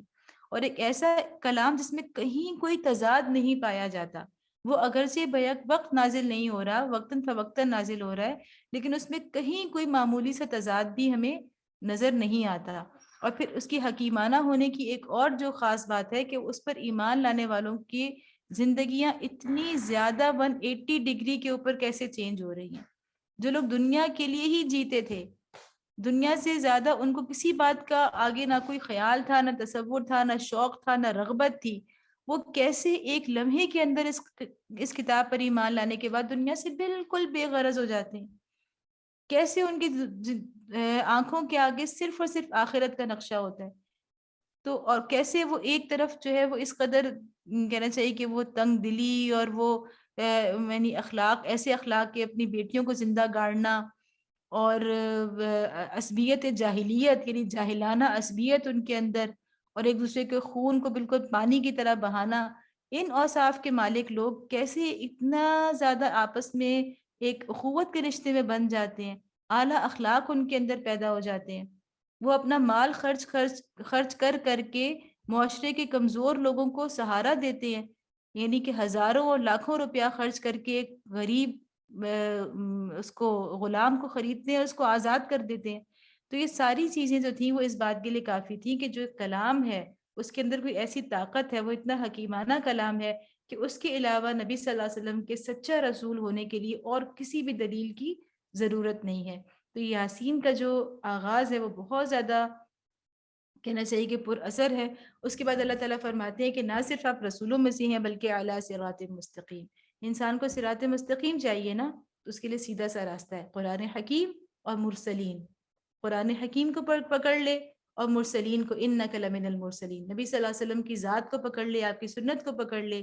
تو وہ صراط مستقیم پر چلے گا، بالیقین چلے گا۔ تنزیل العزیز الرحیم، اور یہ قرآن غالب اور رحیم ہستی کا نازل کرتا ہے، عزیز و زبردست بھی ہے لیکن اس کے ساتھ ساتھ وہ بہت رحم فرمانے والا بھی ہے۔ لِتُنذِرَ قَوْمًا مَّا أُنذِرَ آبَاؤُهُمْ فَهُمْ غَافِلُونَ، تاکہ تم خبردار کرو ایک ایسی قوم کو جس کے باپ دادا خبردار نہ کیے گئے تھے اور اس وجہ سے وہ غفلت میں پڑے ہوئے تھے۔ یہ جو بار بار قرآن میں آتا ہے کہ اس سے پہلے وہ خبردار نہ کیے گئے تھے، اس کی وجہ ہم پہلے بھی پڑھ چکے ہیں کہ ایک طویل عرصے سے عرب کے اندر حضرت شعیب علیہ السلام کے بعد کوئی نبی جو ہے وہ اس عرب کے علاقے میں نہیں آیا تھا، اس لیے اللہ تعالیٰ فرماتے ہیں کہ پہلے خبردار نہیں کیے گئے تھے۔ لقد حق القول على اکثرهم فهم لا يؤمنون، ان میں سے اکثر لوگ فیصلہ عذاب کے مستحق ہو چکے ہیں، اسی لیے وہ ایمان نہیں لاتے۔ یعنی اب اتنا عرصہ گزر چکا تھا، کیونکہ جب شروع میں وہی آتی ہے تو اللہ تعالیٰ ایسی بات نہیں فرماتے کہ ان کے اوپر عذاب کا فیصلہ ہو چکا ہے، لیکن اب چونکہ تقریباً 8-10 سال کا عرصہ گزر چکا تھا نبی صلی اللہ علیہ وسلم کو، ان کی نبوت کو، اس لیے اللہ تعالیٰ فرما رہے ہیں کہ ان میں سے بہت سے لوگوں کے اوپر حق بالکل حجت تمام ہو چکی ہے، انہوں نے اچھی طرح سے اس کو سمجھ لیا ہے، اپنے اندر جذب کر لیا ہے، لیکن جان بوجھ کے انکار کیا ہے، جان بوجھ کے کفر کیا ہے، اس لیے اب وہ وقت آ گیا ہے کہ ان میں سے بہت سے لوگوں کے اوپر عذاب کا فیصلہ جو ہے وہ صادر ہو چکا ہے۔ اب وہ نافذ کب ہوتا ہے؟ وہ اللہ کے لیے، اللہ نے جو وقت اس کے لیے مقرر کیا ہوگا وہ اسی وقت مقررہ پر آئے گا، لیکن فیصلہ جو ہے عذاب کا وہ مستحق اس کے ہو چکے ہیں۔ اِنَّا جَعَلْنَا فِي أَعْنَاقِهِمْ أَغْلَالًا فَهِيَ إِلَى الْأَذْقَانِ فَهُمْ مُقْمَحُونَ، ہم نے ان کی گردنوں میں طوق ڈال دیے ہیں جن سے وہ ٹھوڑیوں تک جکڑے گئے ہیں، اس لیے وہ سر اٹھائے کھڑے ہیں۔ یعنی ایک ایسی کیفیت کا بیان ہے نا کہ جیسے ایک طوق، جیسے ہم دیکھتے ہیں کالر سا ایک سخت لوہے کا وہ ان کی گردنوں میں ڈلا ہوا ہے، جس کی وجہ سے ان کا جو تکبر تھا، اللہ نے کہا کہ اب تم اس تکبر میں ہی جکڑے رہو، اب اگر تم چاہو بھی کہ اپنی گردن نیچی کر لو، جھکا لو، تو تم نہیں جھکا سکتے، اس لیے کہ تم نے جو تکبر اپنے لیے پسند کیا، اللہ نے اسی کا طوق تمہاری گردن میں ڈال دیا، اور اب حال یہ ہے کہ اس تکبر کی وجہ سے تم بالکل جکڑ گئے ہو، تمہاری گردنیں اب بالکل نیچے نہیں جھک سکتی، اور جب انسان نیچے جھکتا ہے تو وہ کتاب کو پڑھتا ہے، وہ کسی چیز پہ غور و فکر کرتا ہے، تو اس لیے اللہ تعالیٰ فرما رہے ہیں کہ اب ان سے وہ صلاحیت، ان کے تکبر کی وجہ سے ان سے وہ غور و فکر کی صلاحیت یا اللہ کی کتاب کی طرف متوجہ ہونے کی صلاحیت ان سے لے لی گئی ہے۔ وَجَعَلْنَا مِن بَيْنِ أَيْدِيهِمْ سَدًّا وَمِنْ خَلْفِهِمْ سَدًّا فَأَغْشَيْنَاهُمْ فَهُمْ لَا يُبْصِرُونَ، ہم نے ایک دیوار ان کے آگے کھڑی کر دی ہے اور ایک دیوار ان کے پیچھے، ہم نے انہیں ڈھانک دیا ہے، انہیں اب کچھ نہیں سوچتا، یعنی ہر طرف سے بند کر دیے گئے ہیں، آگے سے، پیچھے سے، اور ڈھانک دینے کا مطلب ہے کہ اوپر سے جو چیز آتی ہے تو وہ چاروں طرف پھیل جاتی ہے، تو ہر طرف سے ان کے جو ہیں وہ راستے بند کر دیے گئے ہیں ہدایت تک پہنچنے کے۔ فہم لا یبصرون، اب انہیں کچھ بھی نہیں سوج رہا۔ وسواء علیہم اانذرتہم ام لم تنذرہم لا یؤمنون، ان کے لیے یکساں ہے تم انہیں خبردار کرو یا نہ کرو، یہ نہ مانیں گے۔ انما تنذر من اتبع الذکر وخشی الرحمن بالغیب فبشرہ بمغفرۃ واجر کریم، تم تو اسی شخص کو خبردار کر سکتے ہو جو نصیحت کی پیروی کرے اور بے دیکھے خدائے رحمان سے ڈرے، اسے مغفرت اور اجر کریم کی بشارت دے دو۔ پچھلی سورہ میں بھی یہی بات آئی کہ آپ نے کیا کرنا ہے کہ جو لوگ اللہ سے ڈرتے ہیں بالغیب، یعنی بن دیکھے، یہاں بھی یہی بات ہے کہ آپ صرف انہی لوگوں کو یہ نصیحت کام آئے گی جو کہ اللہ سے ڈرنے والے ہیں بن دیکھے۔ تو یہاں پر ہم یہ ذرا سا ہر کوئی اپنا جائزہ لے کہ ہمارے دلوں میں، یعنی جب ہمیں کوئی نہیں دیکھ رہا ہوتا اور ظاہر ہے کہ ہم اللہ کو نہیں دیکھ رہے، تو ہمارے دلوں میں اللہ کا بن دیکھے خشیت کتنی ہے۔ جب ہم اکیلے میں ہوتے ہیں یا جب ہم یعنی محفلوں میں ہوتے ہیں یا تنہائی میں ہوتے ہیں، ہمارے دلوں میں اس وقت اللہ کا ذکر، اللہ کی خشیت کتنی ہوتی ہے۔ ہم جب نماز میں ہوتے ہیں تب ہمارے دل میں اللہ کی خشیت کتنی ہوتی ہے۔ ہم جب کام کاج میں ہوتے ہیں، ہم جب معاملات کر رہے ہوتے ہیں، لوگوں سے لین دین کر رہے ہوتے ہیں، اس وقت ہمارے دلوں میں اللہ کی خشیت کتنی ہوتی ہے۔ تو اللہ تعالیٰ فرما رہے ہیں کہ یہ ذکر انہی لوگوں کو فائدہ پہنچائے گا جو کہ اللہ سے ہر حال میں اللہ سے ڈرنے والے ہوتے ہیں۔ فبشرہ بمغفرۃ واجر کریم، تو اللہ تعالیٰ فرماتے ہیں کہ ایسے لوگوں کو بشارت دے دیں، ان کے لیے مغفرت بھی ہے اور بڑا اجر ہے۔ ان سے گناہ ہوں گے، غلطیاں ہوں گی، لیکن اللہ کا خوف ایسی چیز ہے جو کہ انسان کی غلطیوں کو معاف کروا دیتا ہے۔ انا نحن نحیی الموتى ونكتب ما قدموا وآثارهم وكل شيء احصیناہ فی امام مبین، ہم یقیناً ایک روز مردوں کو زندہ کرنے والے ہیں، جو کچھ افعال انہوں نے کیے ہیں وہ سب ہم لکھتے جا رہے ہیں، اور جو کچھ آثار انہوں نے پیچھے چھوڑے ہیں وہ بھی ہم ثبت کر رہے ہیں۔ ہم ہر چیز کو ہم نے ایک کھلی کتاب میں درج کر رکھا ہے۔ تو یہاں سے پتہ چلتا ہے کہ 3 طرح کے اعمال ہوتے ہیں، یعنی جو کچھ انسان کرتا ہے وہ 3 طرح کے اعمال کرتا ہے۔ ایک تو نکتبو، ایک وہ ہوتے ہیں جو ہم اسی وقت ہم کر رہے ہیں، ساتھ ساتھ کرامن کاتبین، جو لکھنے والے فرشتے ہیں وہ انہیں لکھ رہے ہیں۔ ایک یہ ہے کہ ما قدمو، جو ہم آگے بھیج رہے ہیں، یعنی جو جس طرح ہم لکھتے جا رہے ہیں ان کے جو اچھے یا برے نتائج ہیں وہ ہم آگے بھیج رہے ہیں، وہ بھی اللہ کے ہاں جمع ہو رہے ہیں۔ اور ایک وہ ہے وآثارہم، جو کہ ہم پیچھے چھوڑ کے جائیں گے، اور وہ پیچھے چھوڑ کے جانے والے اعمال کون سے ہوتے ہیں؟ یعنی اس میں نیک اعمال بھی ہیں، برے اعمال بھی ہیں، جیسے نبی صلی اللہ علیہ وسلم کے حدیث سے پتہ چلتا ہے کہ صدقہ جاریہ، ایک نیک اولاد بھی صدقہ جاریہ ہے، علم جو ہم نے کسی کو سکھایا اللہ تک پہنچنے کے لیے وہ بھی صدقہ جاریہ ہے، اسی طرح کنواں کھدوانا، یہ ایسی چیزیں جن کا فیض، جن کا فائدہ جاری رہے ہمارے دنیا سے جانے کے بعد، وہ سب صدقہ جاریہ ہیں۔ اور اسی طرح برے اعمال جو ہم اپنے پیچھے چھوڑ کے جائیں تو وہ بھی ایک چیز ہے جس کے بارے میں کہا گیا کہ آثار ہیں۔ تو تین طرح کی چیزیں ہیں، ایک تو اسی وقت ہم جو کر رہے ہیں اس کو اسی وقت لکھا جا رہا ہے، دوسرا یہ کہ وہ آخرت کے لیے جمع ہو رہا ہے، اور تیسرا یہ کہ آثار جو ہم پیچھے چھوڑ کے جائیں گے وہ جب تک آثار باقی رہیں گے اچھے یا برے، اس کا انجام ہمیں آخرت میں ملتا چلا جائے گا۔ وَكُلَّ شَيْءٍ أَحْصَيْنَاهُ فِي إِمَامٍ مُبِينٍ۔ اب کتنا مشکل کیلکولیشن ہے نا یہ، کہ یعنی ایک چیز ہم نے ایک اچھی بات کسی کو سکھائی، ہمارے مرنے کے بعد اس بندے نے وہ اور 10 لوگوں کو سکھائی، ان 10 نے آگے اور 10 کو سکھائی، لیکن اللہ کے لیے کیلکولیشن کوئی بھی مشکل نہیں ہے۔ یعنی یہ صرف کہنے کی باتیں نہیں ہے کہ ہاں وہ ان سب کا اجر اس کو ملے گا، جیسے حدیث سے پتہ چلتا ہے نا کہ جو آپ نیکی کسی کو سکھا کے جاتے ہیں نیک کام، تو کرنے والے کو بھی اجر ملے گا اور سکھانے والے کو بھی ہر دفعہ اتنا ہی ملتا چلا جائے گا۔ تو ہمیں لگتا ہے کہ یہ آخرت تک یعنی ہزاروں سال، سینکڑوں سال گزر جائیں گے، کتنے لوگ اس پر عمل کریں گے۔ اسی طرح کوئی برائی ہم نے سکھائی ہے، ہم نے چھوڑ کر گئے ہیں، کوئی غلط بات، کوئی غلط اپنے خاندان میں، اپنے گھر میں کوئی غلط رواج ہم نے ڈالا ہے، تو اس کا بھی اسی طرح سے ہمیں، تو اللہ کے لیے کیلکولیشن کوئی بھی مشکل نہیں ہے۔ اللہ تعالیٰ نے کہا کہ کل شیء احصیناہ، بالکل صحیح صحیح اس کی جو تعداد ہے، اس کا حساب کتاب ایک کھلی کتاب کے اندر درج ہے۔ وَاضْرِبْ لَهُمْ مَثَلًا أَصْحَابَ الْقَرْيَةِ، اب یہاں سے وہ واقعہ شروع ہو رہا ہے جس میں رسالت پر ایمان لانے کے تقاضے سمجھائے گئے ہیں۔ اللہ تعالیٰ فرما رہے ہیں کہ انہیں مثال کے طور پر اس بستی والوں کا قصہ سناؤ، اذ جاءها المرسلون، جبکہ اس میں رسول آئے تھے۔ اب یہ بستی کون سی تھی اس کے بارے میں مفسرین نے بہت ساری باتیں لکھی ہیں، لیکن بہرحال یہ واضح نہیں ہے کہ کون سی بستی تھی۔ اذ ارسلنا الیہم اثنین فکذبوہما فعززنا بثالث فقالوا انا الیکم مرسلون، ہم نے ان کی طرف 2 رسول بھیجے اور انہوں نے دونوں کو جھٹلا دیا، پھر ہم نے تیسرا مدد کے لیے بھیجا اور ان سب نے کہا ہم تمہاری طرف رسول کی حیثیت سے بھیجے گئے ہیں۔ یعنی کوئی ایسی بستی تھی جس میں بیک وقت اللہ تعالیٰ نے ایک نہیں، 2 نہیں، بلکہ 3 رسولوں کو بھیجا تھا، اور تینوں کو ان لوگوں نے جھٹلا دیا تھا۔ قالوا ما انتم الا بشر مثلنا وما انزل الرحمن من شيء ان انتم الا تكذبون، بستی والوں نے کہا تم کچھ نہیں ہو مگر ہم جیسے چند انسان، اور خدائے رحمان نے ہرگز کوئی چیز نازل نہیں کی ہے، تم محض جھوٹ بولتے ہو۔ تو نبی صلی اللہ علیہ وسلم کے لیے اس میں تسلی ہے کہ دیکھیں آپ کو اگر جھٹلا رہے ہیں تو اس سے پہلے تو ایسا بھی واقعہ گزر چکا ہے کہ اللہ تعالیٰ نے ایک ہی بستی میں 3 رسولوں کو بھیجا اور لوگوں نے پھر بھی ان تینوں کو جھٹلایا۔ قالوا ربنا يعلم انا الیکم لمرسلون، رسولوں نے کہا ہمارا رب جانتا ہے کہ ہم ضرور تمہاری طرف رسول بنا کر بھیجے گئے ہیں۔ یعنی ان کے پاس اور کیا سند تھی؟ یہی سند تھی کہ ہمارا رب جانتا ہے، یعنی ہم بالکل سچے ہیں اور ہمارا رب اس بات کو جانتا ہے کہ ہم جھوٹ نہیں بول رہے، اور ہم تمہارے پاس اللہ کی طرف سے آئے ہیں۔ وما علینا الا البلاغ المبین، اور ہم پر صاف صاف پیغام پہنچا دینے کے سوا کوئی ذمہ داری نہیں ہے، ہمارے پاس کوئی ڈنڈا نہیں ہے، کوئی اختیار نہیں ہے، کوئی حکومت نہیں ہے، کوئی طاقت نہیں ہے کہ ہم زبردستی تمہارے اوپر اللہ کا حکم نافذ کریں، بلکہ ہمارے پاس صرف ابلاغ ہے، پہنچا دینے کی ذمہ داری ہے۔ قالوا انا تطیرنا بکم، بستی والے کہنے لگے ہم تو تمہیں اپنے لیے فعال بد سمجھتے ہیں۔ لئن لم تنتهوا لنرجمنکم وليمسنکم منا عذاب علیم، اگر تم باز نہ آئے تو ہم تم کو سنسار کر دیں گے اور ہم سے تم بڑی دردناک سزا پاؤ گے۔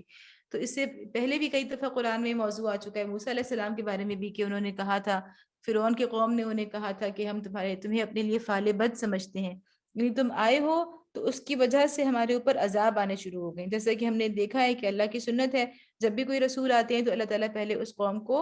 چھوٹے چھوٹے ہلکے ہلکے عذاب دیتے ہیں تاکہ وہ غفلت سے بیدار ہو جائیں۔ تو وہ لوگ بجائے اس کے کہ ان عذابوں کو، ان مشکلات کو، آزمائشوں کو اپنے لیے ایک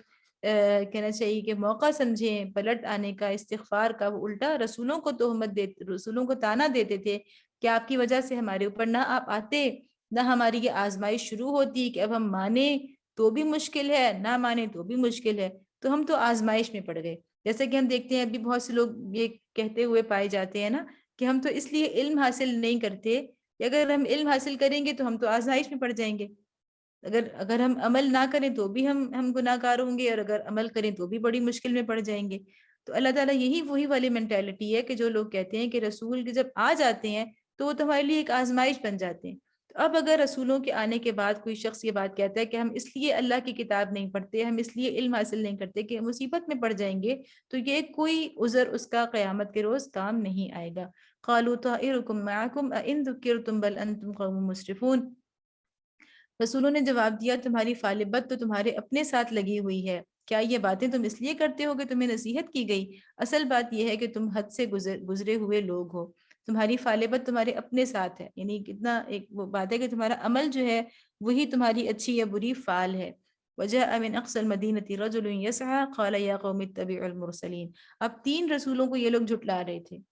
اور ظاہر ہے کہ یہ مسلسل ایک دور تھا جس میں ان کی یعنی یہ سب چیزیں چل رہی تھیں کہ وہ اللہ کا پیغام پہنچاتے تھے اور یہ جھٹلاتے تھے.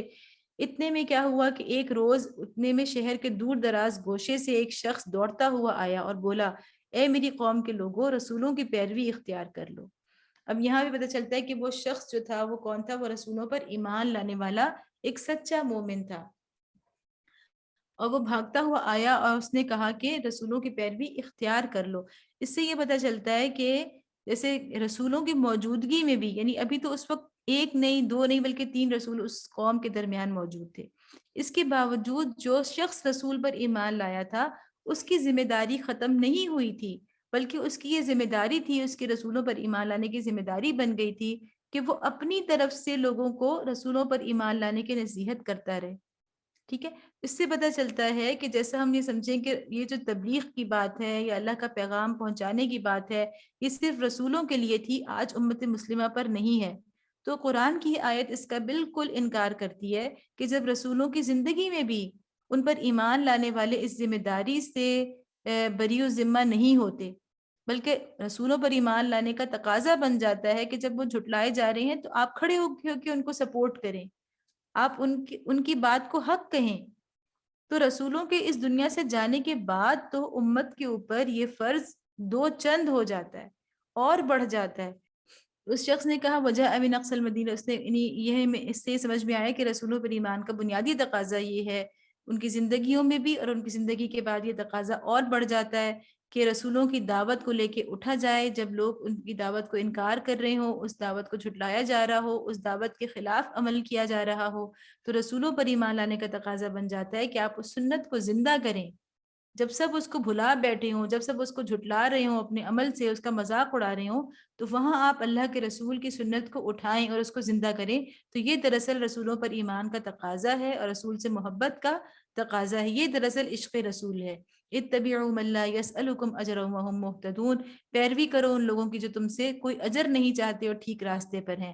تو اس شخص نے رسولوں کی حقانیت کے بارے میں کیا دلیل دی کہ دیکھو تم سے کوئی اجر تو نہیں مانگ رہے، یہ اس لیے سچے ہیں کہ یہ تو بالکل بے غرض لوگ ہیں، تم سے کوئی اجر نہیں مانگتے، اور پھر یہ کہ ہم محتدون، یہ خود ہدایت کے اوپر ہیں. تم دیکھتے ہو ان کی زندگیوں کو کہ کتنی پاک صاف زندگیاں ہیں، ہر طرح کی کرپشن سے، ہر طرح کی اخلاقی گراوٹ سے پاک زندگیاں ہیں، ہدایت یافتہ لوگ ہیں. تو آپ کو جب نظر آ رہا ہے کہ یہ بے غرض ہیں، یہ ہدایت یافتہ ہیں، تو آپ کو ان کو سچا رسول ماننے میں پھر آخر کون سی چیز رکاوٹ ہے؟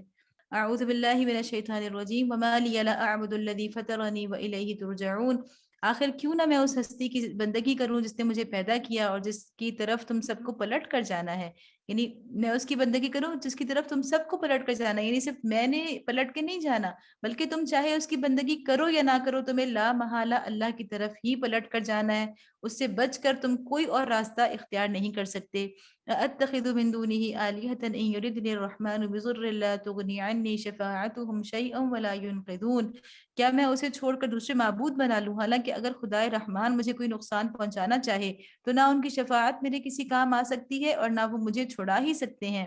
انی اذا لفی غلال مبین. اگر میں ایسا کروں تو میں سری گمراہی میں مبتلا ہو جاؤں گا. انی آمنت بربکم فاسمعون. میں تو تمہارے رب پر ایمان لے آیا، تم بھی میری بات مان لو. کتنا خوبصورت اس شخص کی آپ کلام دیکھیں کہ وہ کیا کہہ رہا ہے کہ میں تو تمہارے رب پر ایمان لے آیا. یعنی تم اس کو رب مانو یا نہ مانو، وہ تو تمہارا رب ہے، تمہاری ساری ضروریات کو پورا کرنے والا، تمہیں زندگی میں ہر سانس دینے والا، تمہاری رگوں کے اندر خون کو دوڑانے والا، تمہیں دنیا کی ساری نعمتیں، ساری جسمانی طاقتیں، ساری ذہنی صلاحیتیں، سب کچھ دینے والا تو وہی رب ہے. اگرچہ تم اس کو نہیں پہچان رہے، وہ تمہاری رگے گردن سے زیادہ قریب ہے، اگرچہ تم اس کو نہیں پہچان رہے، لیکن وہی تمہارا رب ہے. میں تمہارے رب پر ایمان لایا ہوں تو تم بھی میری بات مان لو. ایک خوبصورت انداز تبلیغ، حکمت تبلیغ سکھائی گئی ہے کہ اس شخص کا انداز ایسا نہیں تھا کہ وہ لوگوں کے اندر اختلاف پیدا کرے اور اختلاف سے بات شروع کرے کہ بھئی تمہارا راستہ الگ، میرا راستہ الگ، تمہارا رب تو کوئی اور ہے، میرا رب تو کوئی اور ہے. بلکہ وہ کہتا ہے کہ نہیں، میں نے تو تمہارے رب کو مان لیا ہے، اس لیے تم بھی میری بات مان لو. قیل ادخل الجنہ. آخر کار ان لوگوں نے اسے قتل کر دیا اور اس شخص سے کہہ دیا گیا کہ داخل ہو جا جنت میں. قال یا لیت قومی یعلمون. اس نے کہا کاش میری قوم کو معلوم ہوتا. یعنی جنت میں آنے کے بعد بھی سب سے پہلی بات جو اس شخص نے کہی تو اس کو اپنی قوم پر دکھ تھا، اس کی گمراہی پر اور اس کے ہونے والے انجام پر. وہ بہت وہ افسردہ تھا. اور پہلی بات جو اس نے جنت میں آنے کے بعد کہی کہ اس نے کہا کہ یا لیت قومی یعلمون، کہ اے کاش میری قوم بھی جان لیتی، کاش وہ بھی اپنے راستے کو درست کر لیتی. تو اس سے ایک تو یہ پتہ چلتا ہے کہ برزخ کی زندگی یعنی قرآن کی ان آیات میں سے ہے جس سے پتہ چلتا ہے کہ مرنے یعنی اس دنیا کی اور اگلی دنیا کی زندگی کے درمیان بھی ایک زندگی ہے، اور انسان یہاں کی موت کے بعد مکمل طور پہ ختم نہیں ہو جاتا، بلکہ ایک درمیانی زندگی جسے عالم برزخ کہا جاتا ہے وہ شروع ہو جاتی ہے. اور اس سے یہ بھی اندازہ ہوتا ہے کہ اس برزخ کی زندگی میں انسان کا تعلق کچھ نہ کچھ کسی نہ کسی انداز سے اس دنیا کی زندگی کے لوگوں کے ساتھ رہتا ہے، یہاں کے معاملات کے ساتھ، یہاں کی زندگی دنیا کے لوگوں کے ساتھ،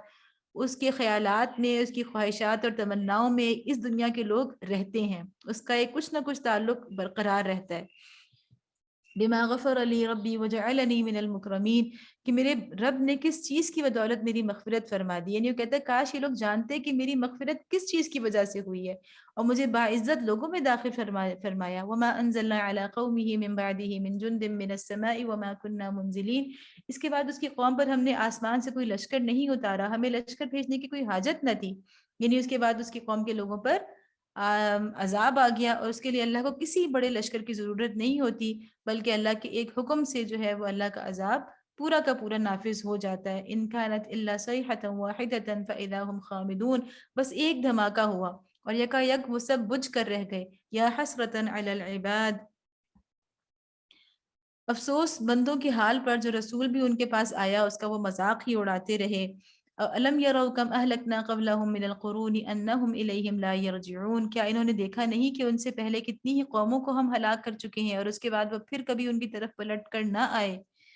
وَإِن كُلٌّ لَّمَّا جَمِيعٌ لَّدَيْنَا مُحْضَرُونَ. ان سب کو ایک روز ہمارے سامنے حاضر کیا جانا ہے. یعنی یہ وہ اللہ کے سامنے حاضری کا جو احساس ہے، تصور ہے، شعور ہے، یہ جتنا انسان کے اندر گہرا ہوگا. اور جیسا کہ وہ حدیث ہے نا کہ نبی صلی اللہ علیہ وسلم نے فرمایا کہ کوئی بھی ابن آدم اللہ کی حاضری سے قدم نہیں ہٹا سکے گا جب تک کہ 5 سوالوں کا جواب نہ دے دے. اور وہ 5 سوال کیا ہیں کہ ہر شخص کو الگ الگ، کوئی میری طرف سے میرے ماں باپ، میری اولاد، میرے کوئی رشتہ دار کوئی جواب نہیں دے سکیں گے، بلکہ ہر شخص کو اپنے یہ 5 سوالوں کے جواب اللہ کے روبرو کھڑے ہو کے، اللہ کے سامنے کھڑے ہو کے ہر انسان کو خود دینے ہوں گے. اور وہ 5 سوال کیا ہیں کہ اپنی زندگی کن کاموں میں لگائی. اور پھر اگلا ایک اور سوال جو ہے وہ خصوصاً زندگی کی جوانی کے ایام کے بارے میں ہوگا کہ جوانی کہاں خرچ کی، کہاں لگائی. اور پھر ایک سوال جو ہے وہ مال کے بارے میں کہ مال کہاں سے کمایا. اور پھر یہ سوال کہ مال کہاں خرچ کیا. اور پھر یہ سوال کہ جو علم حاصل کیا اس سے کتنا فائدہ اٹھایا. وآیت لہم الارض المیتہ. اب یہاں پہ اللہ تعالیٰ اگلا موضوع شروع ہو رہا ہے. اللہ تعالیٰ اپنی تخلیق، اپنی توحید کی طرف اس کے دلائل بیان فرما رہے ہیں اپنی تخلیق کے ذریعے، جیسا کہ سورہ فاطر میں بھی ہم نے پڑھا. اللہ تعالیٰ فرما رہے ہیں کہ ان لوگوں کے لیے بے جان زمین ایک نشانی ہے، ہم نے اس کو زندگی بخشی. احییناہا واخرجنا منہا حبا فمنہ یأکلون. بے جان زمین ہوتی ہے، کیسے اس میں سے زندہ. اور پھر آپ دیکھیں یہ زمین جو ہے وہ ہزاروں کروڑوں سالوں سے اپنے اندر سے نباتات پیدا کر رہی ہے اور تھکتی نہیں ہے. ایک سال میں ایک ہی زمین کہیں پر 2 فصلیں، کہیں پہ 3 فصلیں دیتی ہے. اور کب سے دے رہی ہے، ہمارے آباء و اجداد، اور انسان کب سے اس زمین کے اندر ہل چلا رہا ہے اور اس کے اندر سے اپنے لیے کھیتی اگا رہا ہے. وہ زمین کبھی بھی تھکتی نہیں ہے، وہ مستقل ایک کے بعد ایک انسان کو فصل دیتی چلی جاتی ہے. اور یہ بے جان زمین کے اندر کہاں سے اللہ تعالیٰ وہ بیج کے اندر، گٹلی کے اندر وہ پیدا کر دیتی ہیں طاقت کہ اس کو وہ پھاڑ کے وہ باہر نکل آتی ہے، اور ہمیں اتنے خوشگوار اور اتنی خوشنما پھل اور سبزیاں اور اناج اس میں سے ملتے ہیں. تو اللہ تعالیٰ فرمانے کی اللہ کی نشانی ہے، لیکن چونکہ ہم اس کو دن رات دیکھنے کے عادی ہو جاتے ہیں، ہمیں اللہ کی نشانیوں سے اللہ تک پہنچنے میں مدد نہیں مل پاتی. ہم نے زندگی کو ہم نے اس کو زندگی بخشی اور اس سے غلہ نکالا جسے یہ کھاتے ہیں. وجعلنا فيها جنات من نخيل واعناب وفجرنا فيها من العيون. ہم نے اس میں کھجوروں اور انگوروں کے باغ پیدا کیے اور اس کے اندر چشمے پھوڑ نکالے. لِيَأْكُلُوا مِن ثَمَرِهِ وَمَا عَمِلَتْهُ أَيْدِيهِمْ أَفَلَا يَشْكُرُونَ. تاکہ یہ اس کے پھل کھائیں. یہ سب کچھ ان کے اپنے ہاتھوں کا پیدا کیا ہوا نہیں ہے، پھر کیا یہ شکر ادا نہیں کرتے؟ ایک پھل کون، ہم تو صرف بیج ڈالتے ہیں، اس سے پھل نکالنا کس کا کام ہے؟ اللہ کا کام ہے. اللہ تعالیٰ فرمانے کا یہ شکر ادا نہیں کرتے. سبحان الذی خلق الازواج کلھا. پھر وہی والی بات جو ہم نے سورہ فاتر میں پڑھی کہ ہر چیز جوڑے جوڑے ہے. پاک ہے وہ ذات جس نے جملہ اقسام کے جوڑے پیدا کیے. مما تنبت الارض من الارض ومن انفسهم ومما لا يعلمون. خواہ وہ زمین کی نباتات میں سے ہوں یا خود ان کی اپنی جنس یعنی نوع انسانی میں سے، یا ان اشیاء میں سے جن کو یہ جانتے تک نہیں ہیں. یعنی بہت سی ایسی اللہ کی دنیا کی چیزیں ہیں جن کو ابھی تک ہم نے جانا بھی نہیں ہے. اور صرف یہ جو ازواج یا جوڑے ہونے کا جو کانسیپٹ ہے، صرف انسانوں یا جانوروں میں نہیں بلکہ نباتات میں بھی نہیں. اب تو ہم جان چکے ہیں کہ جو نان لیونگ تھنگز ہیں ان کے اندر بھی ہم دیکھتے ہیں کہ پازیٹیو اور نیگیٹو چارج ہے نا، اسی کی وجہ سے ساری چیزیں جو ہے، ایک الیکٹران کے اندر بھی اللہ نے کیا چیز رکھی ہے، پازیٹیو اور نیگیٹو چارج رکھا ہے. تو ہر چیز کو اللہ تعالیٰ نے جوڑوں کی شکل میں جو پیدا کیا ہے، تو اسی سے دنیا آگے بڑھ رہی ہے، اسی سے دنیا ترقی کر رہی ہے. اگر ہر چیز ایک جیسی ہوتی اور سب لوگوں کو اللہ تعالیٰ زبردستی ہدایت کے رستے پر لے آتے تو امتحان کا مقصد فوت ہو جاتا. آیت اللہم اللیل نسلخ منہ النہار فاذا هم مظلمون. ان کے لیے ایک اور نشانی رات ہے، ہم اس کے اوپر سے دن ہٹا دیتے ہیں تو ان پر اندھیرا چھا جاتا ہے. یعنی رات اصل ہے، جب دن ہٹ جاتا ہے تو نیچے سے پھر رات نکل آتی ہے. والشمس تجری لمستقر لها ذلك تقدیر العزیز العلیم. اور سورج وہ اپنے ٹھکانے کی طرف چلا جا رہا ہے، یہ زبردست علیم ہستی کا باندھا ہوا حساب ہے. والقمر قدرناه منازل حتى عاد كالعرجون القدیم. اور چاند اس کے لیے ہم نے منزلیں مقرر کر دی ہیں یہاں تک کہ ان سے گزرتا ہوا وہ پھر کھجور کی سوکھی شاخ کے مانند رہ جاتا ہے. ہم جانتے ہیں کہ انسان کے لیے شروع سے لے کر آج تک حساب کتاب کا پورا ایک کیلنڈر جو ہے وہ اللہ نے آسمان کے اوپر فکس کر دیا ہے چاند کی شکل میں، اور ایک اور کیلنڈر اللہ نے سورج کی شکل میں لگا دیا ہے. اور انسان کیسے منٹس اور سیکنڈز کا حساب کرتا ہے. سورج کی مجال نہیں ہے کہ وہ ایک سیکنڈ آگے پیچھے ہو جائے، چاند کی مجال نہیں ہے کہ وہ کبھی تھوڑا سا بھی جو ہے وہ اس کی جو آگے یا پیچھے اس کی منزلیں ہو جائیں. جس رات کو اس کو جتنا بڑا ہونا ہے وہ اس رات کو اتنا ہی بڑا ہو کے نکلے گا. آیت الحم ان حملنا ذریتہم فی الفلک المشحون. ان کے لیے یہ بھی ایک نشانی ہے کہ ہم نے ان کی نسل کو بھری ہوئی کشتی میں سوار کر دیا، یعنی نوح علیہ السلام کی طرف اشارہ ہے. وَخَلَقْنَا لَهُم مِّن مِّثْلِهِ مَا يَرْكَبُونَ. اور پھر ان کے لیے ویسی ہی کشتیاں اور پیدا کی جن پر یہ سوار ہوتے ہیں. کشتیاں بھی اللہ کی کتنی بڑی نعمت ہے کہ اللہ نے طریقہ سکھایا انسان کو اتنے بڑے بڑے سمندروں کو مسخر کر دینے کا، اتنی بڑی بڑی لہریں، اتنا بڑا پانی، اس کے اوپر انسان اپنے جہاز کو لے کر چل رہا ہوتا ہے. تو اللہ تعالیٰ فرما رہے ہیں کہ یہ سب کچھ اللہ نے آپ کے لیے مسخر کیا ہے، لیکن اس کا مطلب یہ نہیں ہے کہ اللہ تعالیٰ نے ہمیشہ کے لیے مکمل طور پہ آپ کو ان سمندروں کا مالک بنا دیا ہے. اگر اللہ تعالیٰ چاہے تو وہی سمندر آپ کو منٹوں میں لے ڈوبتا ہے. آپ کی ساری ٹیکنالوجی جو ہے وہ کہنا چاہیے کہ فیل ہو جاتی ہے. تو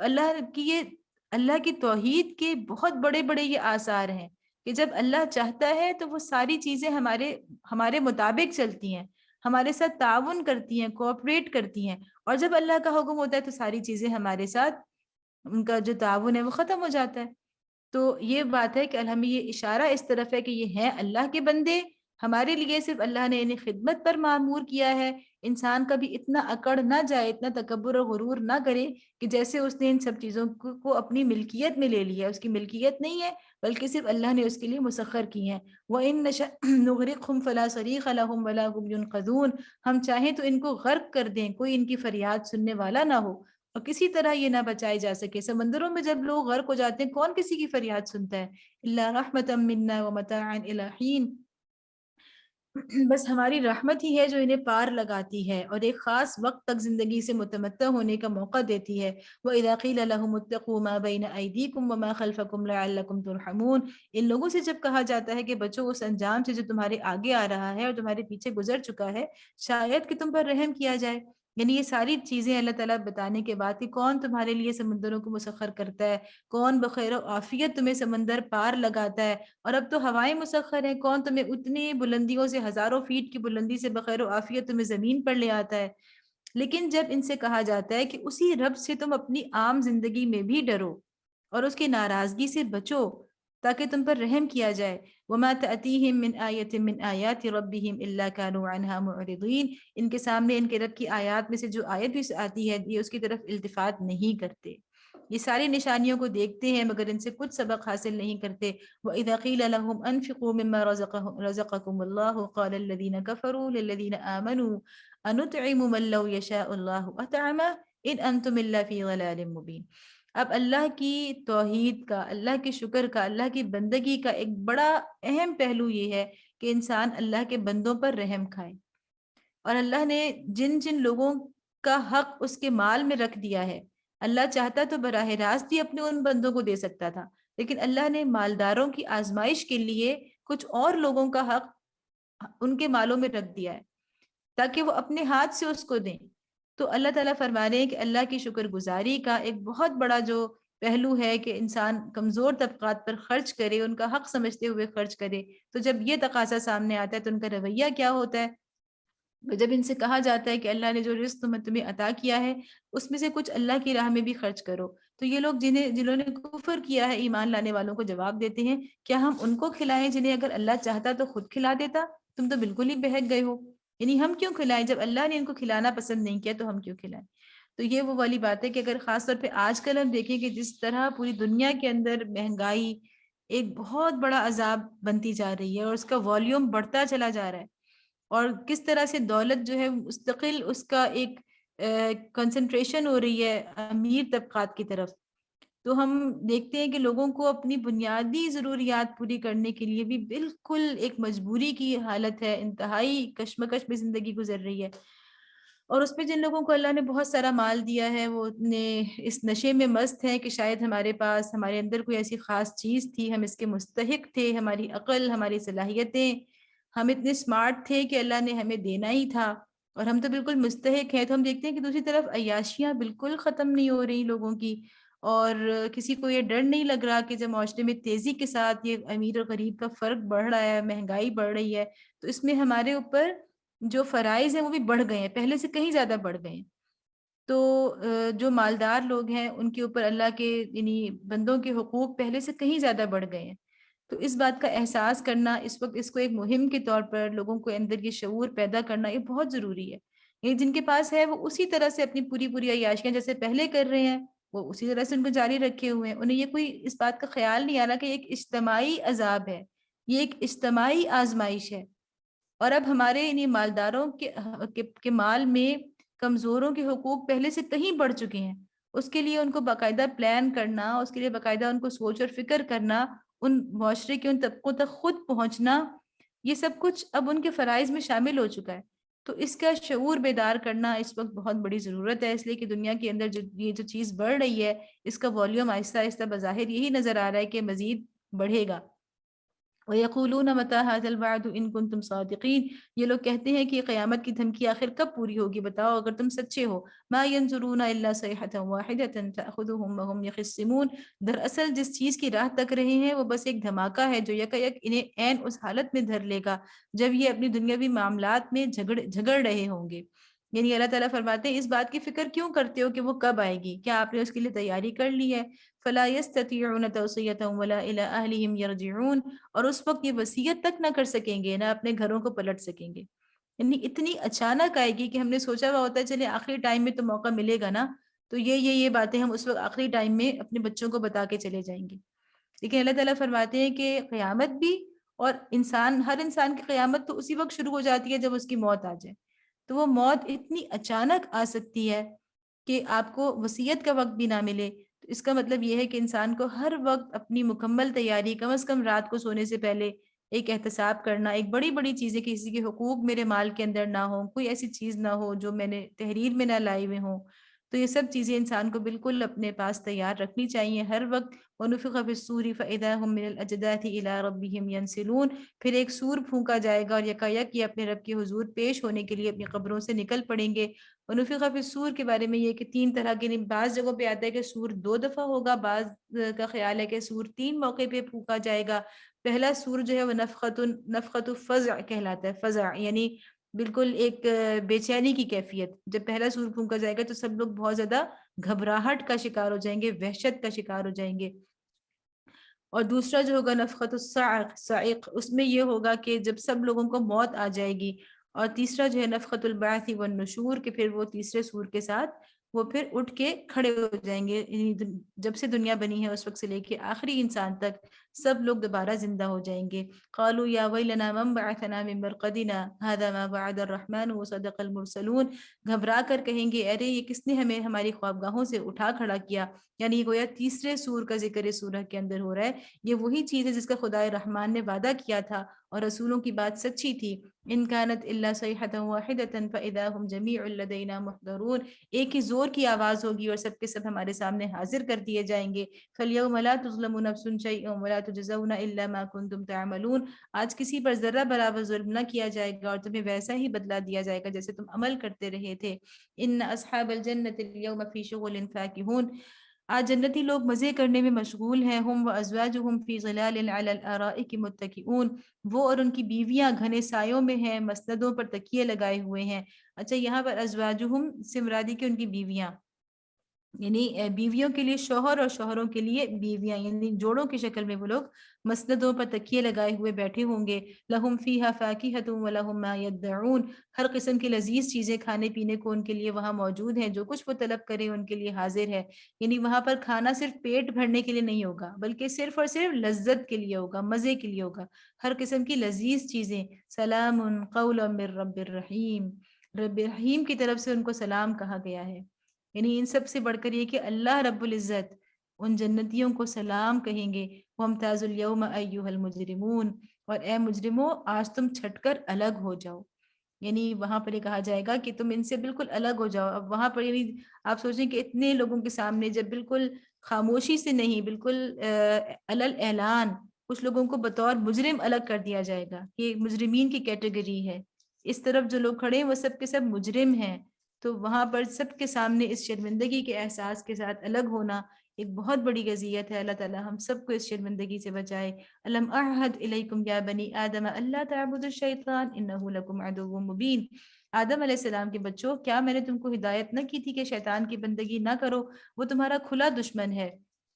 وَأَنِ اعْبُدُونِي هَذَا صِرَاطٌ مُسْتَقِيمٌ، اور میری ہی بندگی کرو، یہ سیدھا راستہ ہے۔ یہ والا جو موضوع ہے قرآن میں بہت مرتبہ آیا کہ اللہ تعبد الشیطان، کہ شیطان کی بندگی نہ کرو، حالانکہ شیطان کی بندگی کوئی بھی نہیں کرتا، یعنی کفار بھی مشرکین بھی کبھی یہ نہیں کہتے کہ ہم شیطان کی بندگی کر رہے ہیں۔ لیکن اس سے پتہ چلتا ہے، یہاں پر مولانا مودودی نے تفہیم القرآن میں امام رازی کی تفسیر کا حوالہ دیا ہے، جو ان کی تفسیر کبیر کے نام سے ہے، کہ انہوں نے بہت زیادہ اس پہ تفصیلی بات کی ہے، کہ انہوں نے بحث کی ہے اس آیت کے حوالے سے اور اس کو نقل کیا ہے تفہیم القرآن میں مولانا مودودی نے۔ وہ لکھتے ہیں کہ امام رازی نے کیا بحث کی کہ عبادت بمعنی اطاعت ہے، یعنی یہاں پر عبادت بمعنی اطاعت ہے، کہ جن لوگوں نے شیطان کی اطاعت کی، اس کی بات مانی، تو اللہ تعالیٰ فرما رہے ہیں کہ انہوں نے گویا اس کی عبادت کی۔ پہلی بات تو یہ۔ دوسری بات، انہوں نے یہ سوال اٹھایا ہے کہ اگر اطاعت عبادت ہے تو قرآن میں رسول اور اولی الامر کی اطاعت کا حکم کیوں دیا گیا ہے؟ یعنی اگر اطاعت جو ہوتی ہے وہ عبادت ہوتی ہے تو قرآن میں تو یہ آیا ہے کہ تم لوگ جو اطیعوا اللہ و اطیعوا الرسول و اولی الامر منکم، کہ اپنے اولی الامر کی بھی اطاعت کرو، تو کیا اللہ تعالیٰ اولی الامر کی عبادت کرنے کا ہمیں حکم دے رہے ہیں؟ تو اس پر انہوں نے بحث کی ہے اور پھر اس کے نتیجہ یہ نکالا ہے، جواب یہ دیا ہے کہ اگر آپ رسول کی اطاعت کرتے ہیں یا اگر آپ اپنے اولو الامر کی اطاعت اس لیے کرتے ہیں کہ ان کی اطاعت کرنا اللہ کا حکم ہے، تو وہ گویا آپ انڈائریکٹلی ان کی تو آپ اطاعت کر رہے ہوتے ہیں لیکن اللہ کی عبادت ہو رہی ہوتی ہے۔ ٹھیک ہے. تو اس سے پتہ چلتا ہے کہ ایک آپ کے جو اولو الامر ہے، اگر آپ کو وہ اللہ کے رستے پہ چلاتے ہیں، کوئی بھی آپ اجتماعی نظام بناتے ہیں، کوئی دینی اجتماعیت بناتے ہیں اور یعنی اسلامی اجتماعیت بناتے ہیں اس غرض کے لیے کہ وہ آپ کو کہنا چاہیے کہ اللہ اور اس کے رسول کے احکام کو نافذ کرنے کے لیے، اگر آپ آج کے دور میں بھی اگر تو آپ کا پوری اسٹیٹ جو ہے وہ آپ کے اولو الامر جو ہیں وہ اسی حکم میں آئیں کہ وہ اللہ اور اس کے رسول کے احکام کو نافذ کرنے والے ہوں، تو ان کی اطاعت اللہ کی عبادت ہوگی. لیکن اگر اسٹیٹ کی یہ حالت نہیں ہے اور اسٹیٹ جو ہے وہ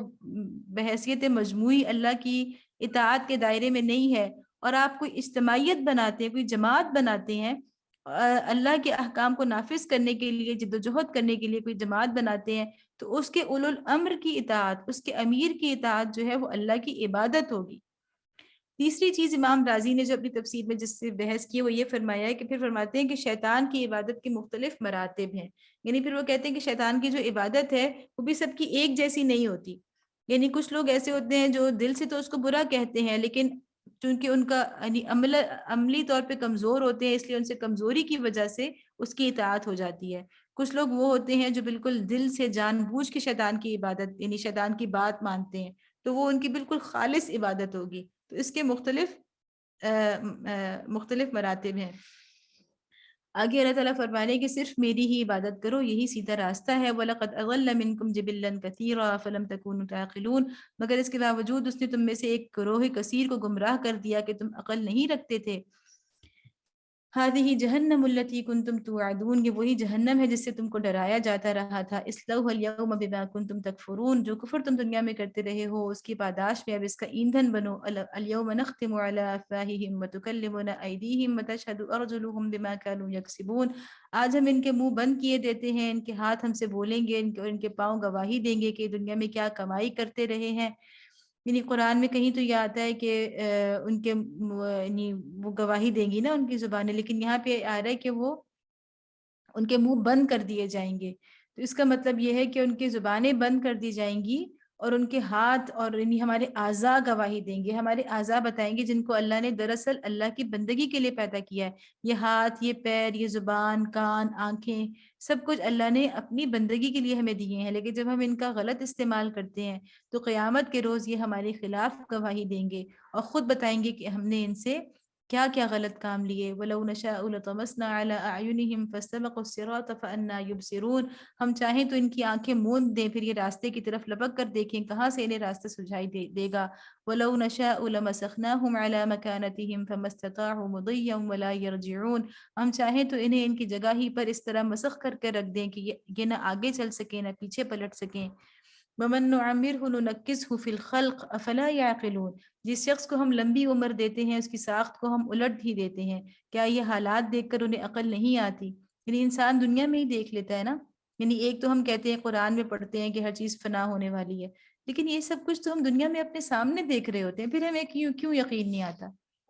کیا ہم نہیں دیکھتے کہ کس طرح لوگ جوانی سے بڑھاپے میں داخل ہوتے ہیں، کس طرح ان کا حسن اور ان کی طاقت اور ان کی صلاحیت اور ان کی عقل اور ان کا مال اور ان کا اختیار سب کچھ ختم ہو جاتا ہے ایک وقت پہ آ کر.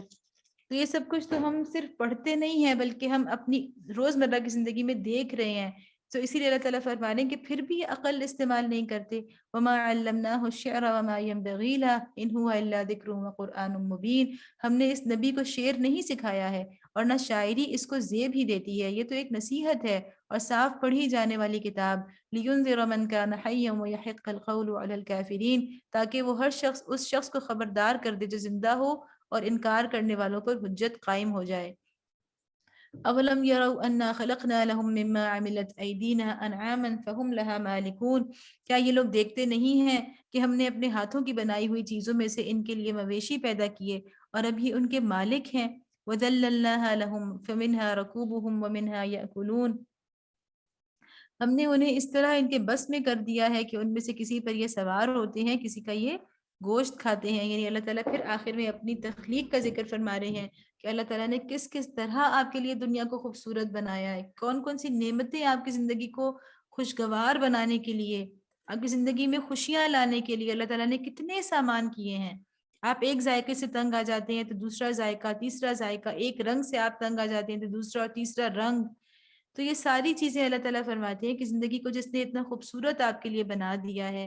تو کیا پھر بھی آپ اس کے آگے اپنی گردنوں کو نہیں جھکاتے، شکر گزار نہیں ہوتے؟ وَلَهُمْ فِيهَا مَنَافِعُ وَمَشَارِبُ أَفَلَا يَشْكُرُونَ، اور ان کے اندر ان کے لیے طرح طرح کے فوائد اور مشروبات ہیں، پھر کیا یہ شکر گزار نہیں ہوتے؟ وَاتَّخَذُوا مِن دُونِ اللَّهِ آلِهَةً لَعَلَّهُمْ يُنصَرُونَ، یہ سب کچھ ہوتے ہوئے انہوں نے اللہ کے سوا دوسرے خدا بنا لیے ہیں اور یہ امید رکھتے ہیں کہ ان کی مدد کی جائے گی۔ لا يستطيعون نصرهم وهم لهم جند محضرون، وہ ان کی کوئی مدد نہیں کر سکتے، بلکہ یہ لوگ الٹے ان کے لیے حاضر باش لشکر بنے ہوئے ہیں۔ فلا يحزنك قولهم انا نعلم ما يسرون وما يعلنون،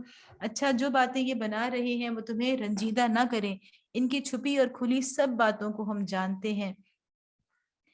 اولم یر الانسان انا خلقناه من نطفة فاذا هو خصیم مبین، کیا انسان دیکھتا نہیں ہے کہ ہم نے اسے نطفہ سے پیدا کیا اور پھر وہ شدید جھگڑالو بن کر کھڑا ہو گیا۔ صرف نطفہ کی ہی بات نہیں، آپ یہ دیکھیں کہ انسان جب پیدا ہوتا ہے تو کس طرح کتنی بے بسی کی حالت میں ہوتا ہے، کتنی کمزوری کی حالت میں ہوتا ہے کہ کوئی بھی چاہے تو ذرا سی اس کی ایک گردن مروڑ کے تو اس کو یعنی کہ ختم کر سکتا ہے نا، اس کی زندگی چھین سکتا ہے، بڑے آرام سے اس کے ہاتھ پیر توڑ سکتا ہے، اس کو بھوکا رکھ سکتا ہے، اس پہ ظلم کر سکتا ہے، اس کو طرح طرح سے اذیت دے سکتا ہے۔ تو انسان کتنا بے بس ہوتا ہے جب وہ پیدا ہوتا ہے، اور کتنا طویل عرصہ وہ اس بے بسی کی کیفیت میں اچھا خاصا عرصہ گزارتا ہے۔ تو اللہ تعالیٰ فرما رہے ہیں کہ کیسا انسان ہے کہ وہ یہ نہیں دیکھتا کہ میں کس حالت سے بڑا ہوا، اور اللہ نے کیسا انتظام، جب میں دنیا میں آیا تو اللہ نے کتنے محبت کرنے والے ہاتھ میرے لیے پہلے سے وہاں پہ موجود تھے، میرے لیے یعنی کہ ہر طرح کی تکلیف اٹھانے والے ماں باپ موجود تھے، پورا ماحول تھا جس نے مجھے پرورش دی۔ تو یہ سب کچھ انسان نہیں سوچتا کہ میں کس کمزوری سے پیدا کیا گیا ہوں، میرے بس میں تو کچھ بھی نہیں تھا، سارا کچھ اللہ کا ایک انتظام تھا، وہ سب کچھ اللہ کا ایک انتظام تھا جو چل رہا تھا، جس کی وجہ سے میں اس حد یہاں تک پہنچا ہوں۔ اور پھر وہی انسان شریر جھگڑالو بن جاتا ہے۔ وَضَرَبَ لَنَا مَثَلًا وَنَسِيَ خَلْقَهُ قَالَ مَن يُحْيِي الْعِظَامَ وَهِيَ رَمِيمٌ،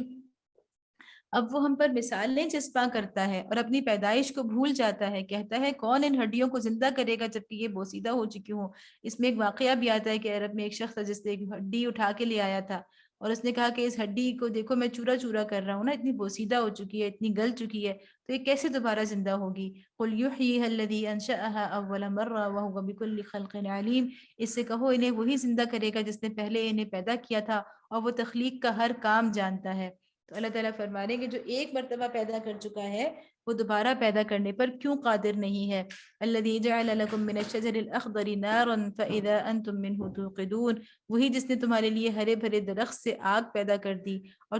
تم اس سے اپنے چولہے روشن کرتے ہو۔ ایک خاص قسم کا درخت ہوتا ہے جس سے آپ اس کو رگڑ دیتے ہیں لکڑی کو ایک سے دوسرے کے ساتھ، تو اس سے آگ پیدا ہوتی ہے۔ اس کا ذکر قرآن میں اور مقامات پر بھی ہے۔ وَلَيْسَ الَّذِي خَلَقَ السَّمَاوَاتِ وَالْأَرْضَ بِقَادِرٍ عَلَىٰ أَن يَخْلُقَ مِثْلَهُم بَلَىٰ وَهُوَ الْخَلَّاقُ الْعَلِيمُ، کیا وہ جس نے آسمانوں اور زمین کو پیدا کیا اس پر قادر نہیں ہے کہ ان جیسوں کو پیدا کر سکے؟ کیوں نہیں، جبکہ وہ ماہر خلاق ہے۔ انما امرہ اذا اراد شیئا ان یقول له کن فیکون، وہ تو جب کسی چیز کا ارادہ کرتا ہے تو اس کا کام بس یہ ہے کہ اسے حکم دے کے ہو جا، اور وہ ہو جاتی ہے۔